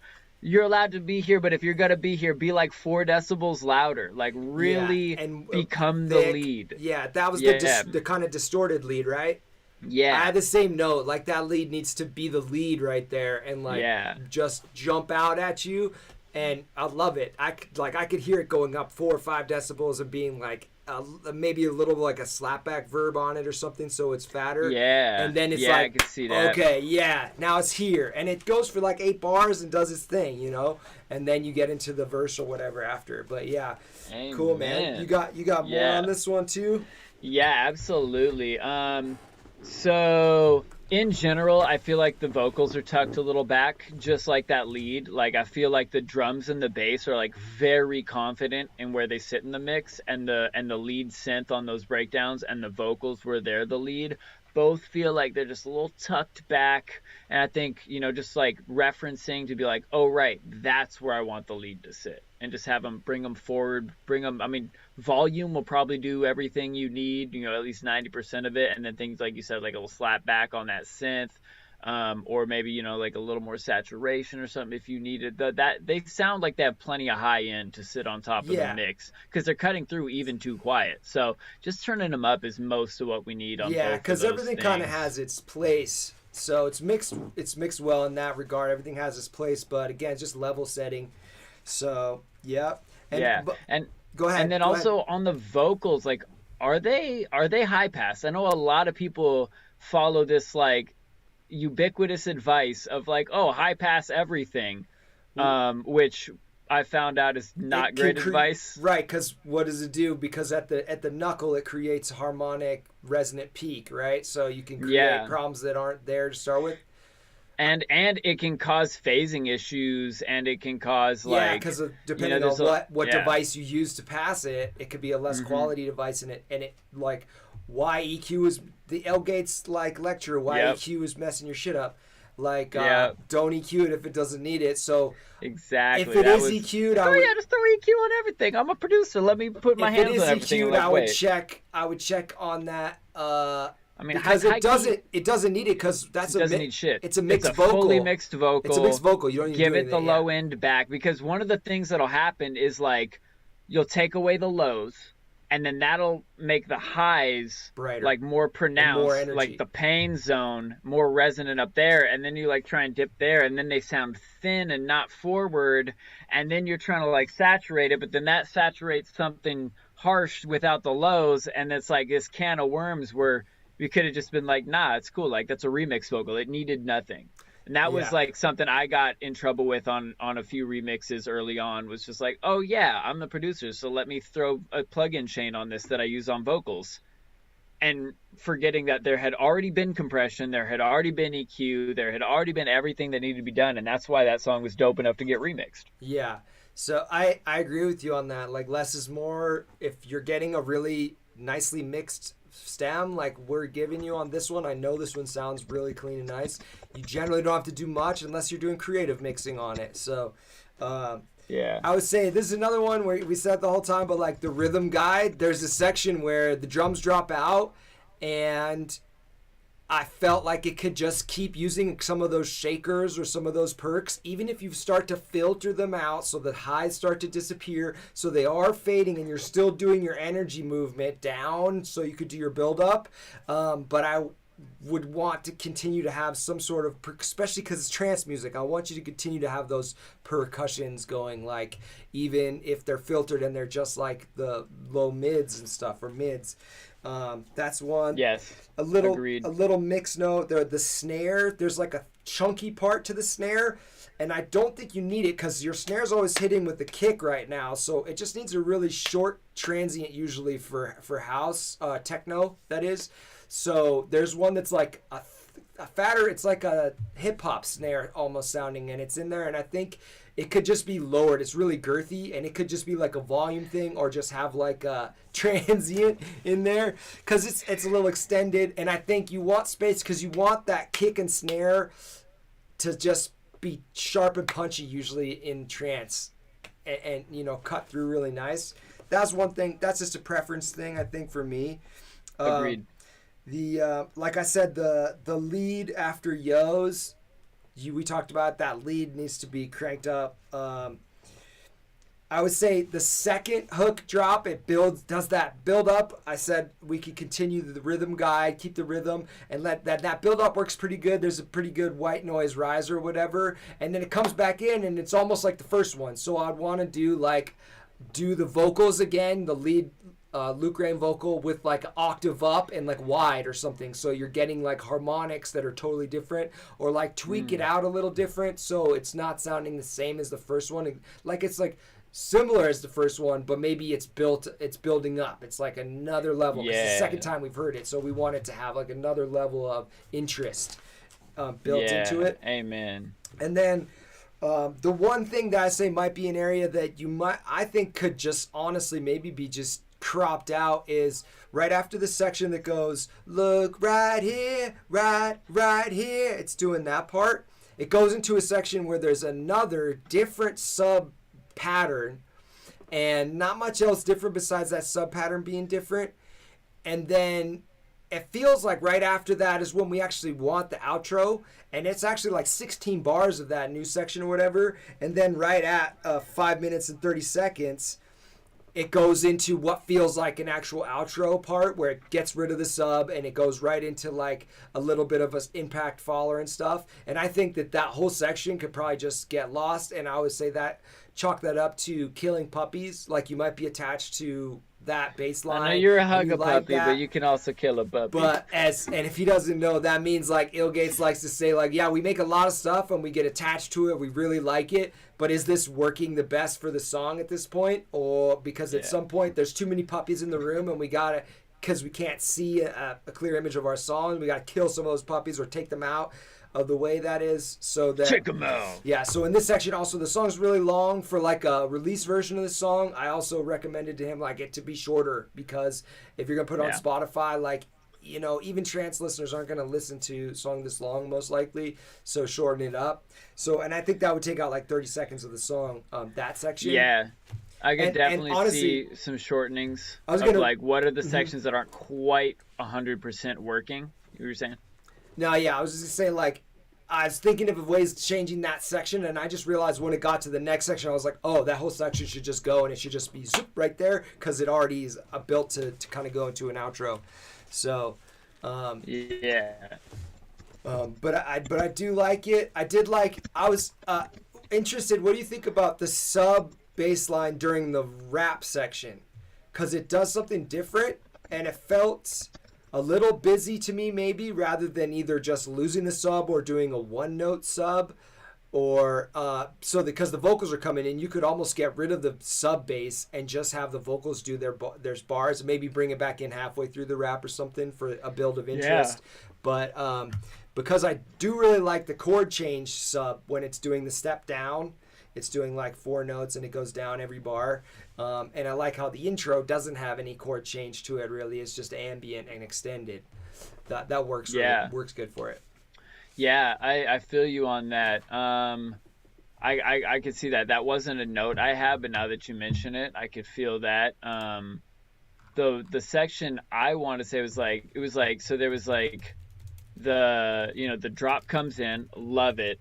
Then there's a section where like the sub changes and it's the wash it down, the storm drain section. Yeah. And like it felt like the bass line change with that vocal isn't quite like lining up. Like it didn't feel like most of the sections feel like really harmonically solid, and that's the one section where I was like, it feels like the note that the vocal is hitting maybe, and the note that the bass is hitting, even if they're in the same key, just aren't like harmonically smooth. And one thing that I recommended, because I listened to this in my whip and I was like, all these notes are kind of in the higher or mid section of the sub zone, and like we're bass music producers, so a lot of times I want to hear like the lowest part of the subs that like you can't hear the tonality of it. It's just sub. And I was thinking for what like potentially in that section you could do like one note, because the song's doing a chord change, and you just keep the fucking bass note like the low E or whatever it is,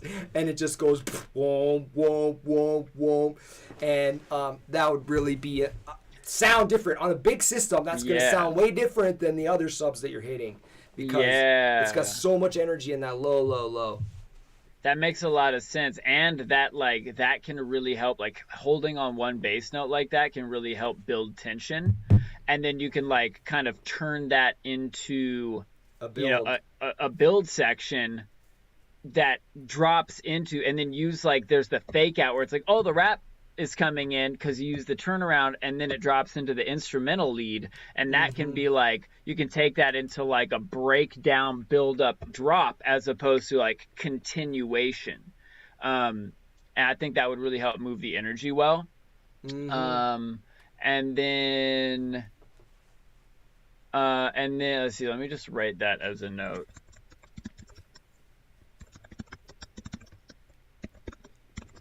Yeah, so and then go ahead. Yeah, I was gonna say overall the FX white noise risers feel really loud, just like simply turning them way down, maybe filtering out the tops. Remember, like everybody, I hear this all the time in tracks I'm giving feedback, it's like, check out this FX noise riser, it like jumps out in front, but like that's not a sound that people are listening to or caring about. That's like a subtle reminder that shit's about to change. Just be prepared. Yeah. It doesn't need to be unless like creatively there's certain times where you could do that, or like I do listen to there's that. moments to break that rule, but that's the rule. I listen carefully to those levels in like, I don't know, Subtronics tracks or something, and I'm like, okay, actually that FX is really loud right there, I like that.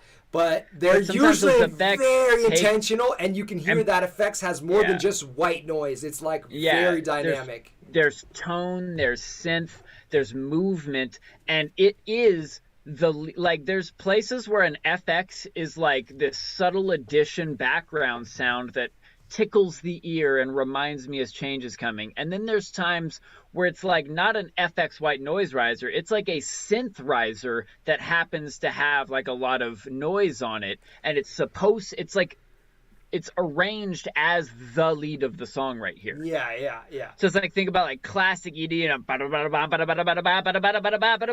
like that shit is a synth that is a riser that has white noise in it and is fully grabbing the attention, and there's nothing else competing with it for the lead. Yeah, and whereas in this, it's like there's leads, there's drums, there's bass, and then this white noise that's just an ambience. Jumps in front of everything.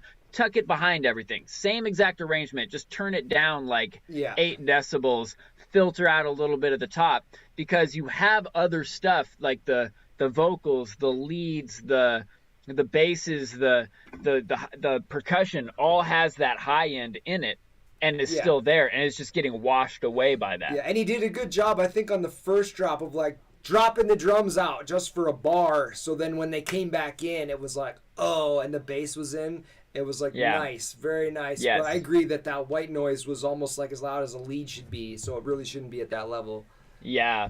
And then my last note that I have is like in the intro, as it's building up, there's like this section where like some things leave, but the kick stays for like another 2 bars and then just abruptly cuts off. And it feels like it just like the kick hangs out for 2 bars for no reason. Yeah. Like after like it's like, you know, usually things are like 8 and 16 bar sections, and this feels like it's like a piece of that accidentally overlaps. So like just cutting out those kicks right there, or like keeping them going but filtering them away to nothing. Like this is a note that keeps coming back today. It's like, instead of just cutting things off, sometimes that's the move, and sometimes keeping them going and changing it until it fades into nothing. Especially in like house and trance and techno music, like reverb and filter. Yeah, reverbs, filters, far away racks. Those things are so good. And then continuing that section when the things drop out, having those other like shaker and groove elements that keep the rhythm guide going, and maybe like keeping the snap or the clap of the backbeat in, and maybe part of the hi-hat groove. I hear house music and stuff do that all the time in techno music, where like the groove elements stick around even though we're taking away the bass elements. Mm-hmm. And that really changes the section vibe. Yeah, it's so totally it's like minimizing. That's what I like to call it, minimizing. You're minimizing stuff a lot of times to like core parts, and taking away stuff that you felt was driving a section, and you realize what's really holding together are those little rhythm bits and stuff. But yeah, I agree with what you're saying on that. So definitely, sometimes those are like little creative things. Sometimes people want to stray from the creative on their creative path to do like, oh, I'm gonna let the kick drum go for a little bit extra, but it winds up just kind of being like an annoying, like, oh well, why did it do that? Instead of just being very intentional. I know the kicks are going to stop here. It's this many bars. Either like stop them, give me an impact with the splashy white noise on the reverb as we're unfiltering the groove elements, and have it all kind of like become this like dance, as opposed to like, here's the thing and then it keeps going and then it stops. It felt a little clunky in there, where most of your song feels really smooth. That was like one place where I was like, ooh, that needs some polish. That needs a little rearrange. Mm-hmm. But overall, fucking wow. Look at that. We got 10 dope remixes. Was that 10 remixes? I think so. I think it was 3, 4, 5, 6, 7, 8, 9, 10. Yeah. 10. All right. So, I mean, we've given all this feedback, and all of them have feedback, and I don't know how you feel about it. I'm feeling like giving these folks, like, you know, kind of another deadline. You know, we've had like, we've taken it down to anybody can enter by July 5th. Now I feel like we've closed it to these 10, but I still want to hear how these evolve. Like, I can't like pick yet which ones would be the winners. You feel me? No, I feel you. I agree. They're all super dope and have potential and have room to grow.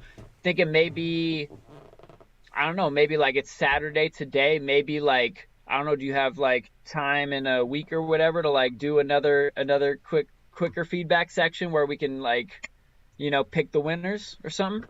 Yeah, it could be. I mean, I guess that's a good timeline. I'm just considering like if other people weren't planning on putting in more time within this week, maybe like 2 weeks would be enough time for them. But what do you think? I could go with one week and just be like, all right, we're gonna come back, and if you want to try to get be the winner or get on the EP, then bring us a couple little changes and see what we think.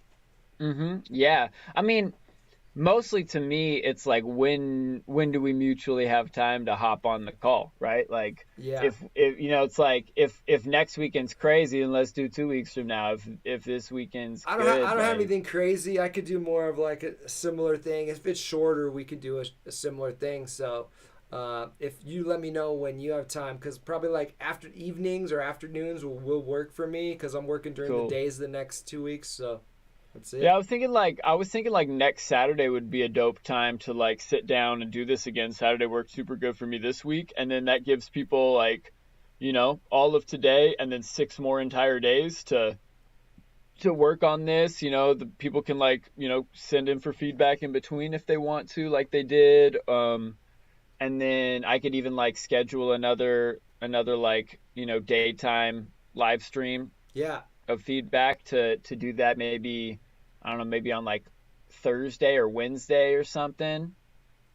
And like, yeah, just like give some polish time, and then next Saturday have like, okay, put in your finals. Yeah, and then we'll Does that feel good? pick the winners. Yeah, that sounds good. And like if people get stuff and we or if we don't have to do the feedback again during the week. But yeah, it sounds good. We'll go Saturday for the final feedbacks and pick the winner. And as you've said, like I think the winners get, if they're interested, this track released on a remix EP with us, official release status, and put it out to the world. Fuck yeah. Nice. Yeah, and like, man, there's heaters. It's everybody did a good job. We got so many good options. I'm so happy. I know. Like, it's oh tough. man, Honestly, I'm so excited to start spinning different versions of this, because I love dropping Storm Drain in my sets, and also it doesn't always fit where I'm at in my set when I'm at 120. I'm like, man, like, ooh, having some of these houseier versions could be sick. Having some fucking crazy color base if I really want to melt people's faces, like HEXADEVIs, or, you know, some like creepy down tempo like SAMSON sounds, you know, like or like Buddy Jean's version, you know, like there's so many good versions in here. Yeah, honestly, that I love. And SCHUZ version was super sick. And everybody has these cool takes on it. Those are all good. I want to give them a little more time to polish and rock it. Yeah, let's do that, because like honestly, if the remixers follow a lot of our feedback, they could probably all have a shot at being on the remix EP, in my opinion. So. I think everybody has a shot still. You know, definitely, like we said, certain ones are a little more developed, but overall, like, everybody's ideas are dope and like have the potential to make it if this polish happens. So like we said, we didn't really set a number for how many. It's not like we have 3 spots on the, but man, we have as many spots as for the tracks that are fucking ready, as I feel like. Yep. I'm down to put as many of these out as makes sense when they're ready. And that's up to y'all. So yeah, we'll send out an email letting y'all know the new deadline. But right now I'm thinking, like, you know, we could say like next Friday at midnight is the new deadline, and then Saturday we'll pick a time for a stream. And that sounds good. And yeah, and then we can send out, like, we'll send out an email. We'll say like, here's going to be my, you know, interim private feedback session. Here's going to be the deadline. Here's going to be the new live stream time. Sounds great, man. I love it. Let's go, man. I can't wait to hear, because dude, there's a lot of surprising remixes here. I was really stoked that just everything that we heard was quality. Like, yes, there's no like half-ass in there. Everything was great, and everyone had an original take. So big ups to everybody. Thank you, everybody, for bringing this, putting your remixes in and putting the time in and being a part of this. It was super fun, so appreciate it. Yes, thanks everybody so much. This means a lot to us. Like we said, you know, we've been like talking about doing this. We made the remix stems immediately before we released the track. We had the remix stems ready to go, like, oh, this is a heater, we're gonna need remixes of this. And you know, life happens, 2 years go by, but it's perfect timing because all of y'all answered the call. Oh yeah, couldn't have planned it better. This is amazing. Yeah, man, couldn't have been better. So it's perfect timing, and we'll be in touch, and we can't wait to hear and announce who the big winners are, and put this thing together. So big ups. Thanks for meeting with me, Luke, and doing this. Thanks for all the amazing feedback.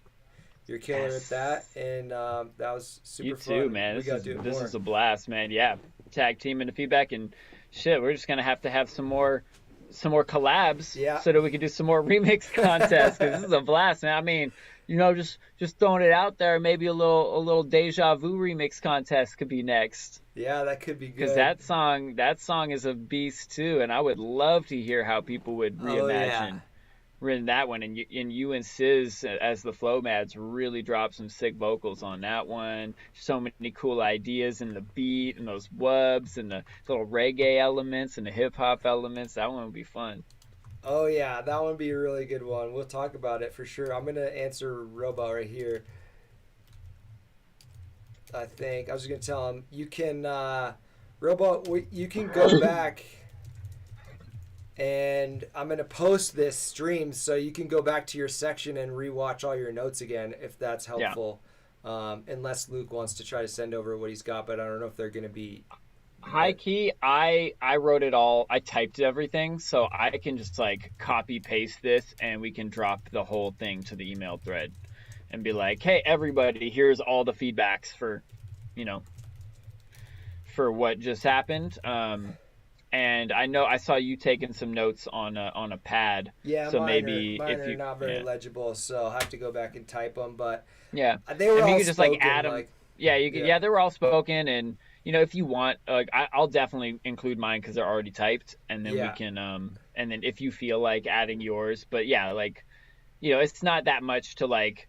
I think maybe it'd be a good idea for us to just like post in the comments like the order that we ordered people, and my notes are already in order, so we could easily just be like, hey, tracks are this person then that person, just have a list of what order they come in, so people are like, oh, mine's near the end or mine's in the middle, yeah. We'll so put you that. don't have to We like, could put yeah, that in the description on the YouTube channel. exactly. Description, and then I don't know if I'll have time to go through and like make markers for when each person's section starts. But if I do have time, I'll do that. So that you can click through to your section. But Yes. yeah, man, awesome. Well, I think that should do it for this afternoon, and we're excited to wrap this thing with everybody. Once again, thanks everyone for your remixes. All fire, super stoked. Mm-hmm. And I'll check you soon, Luke.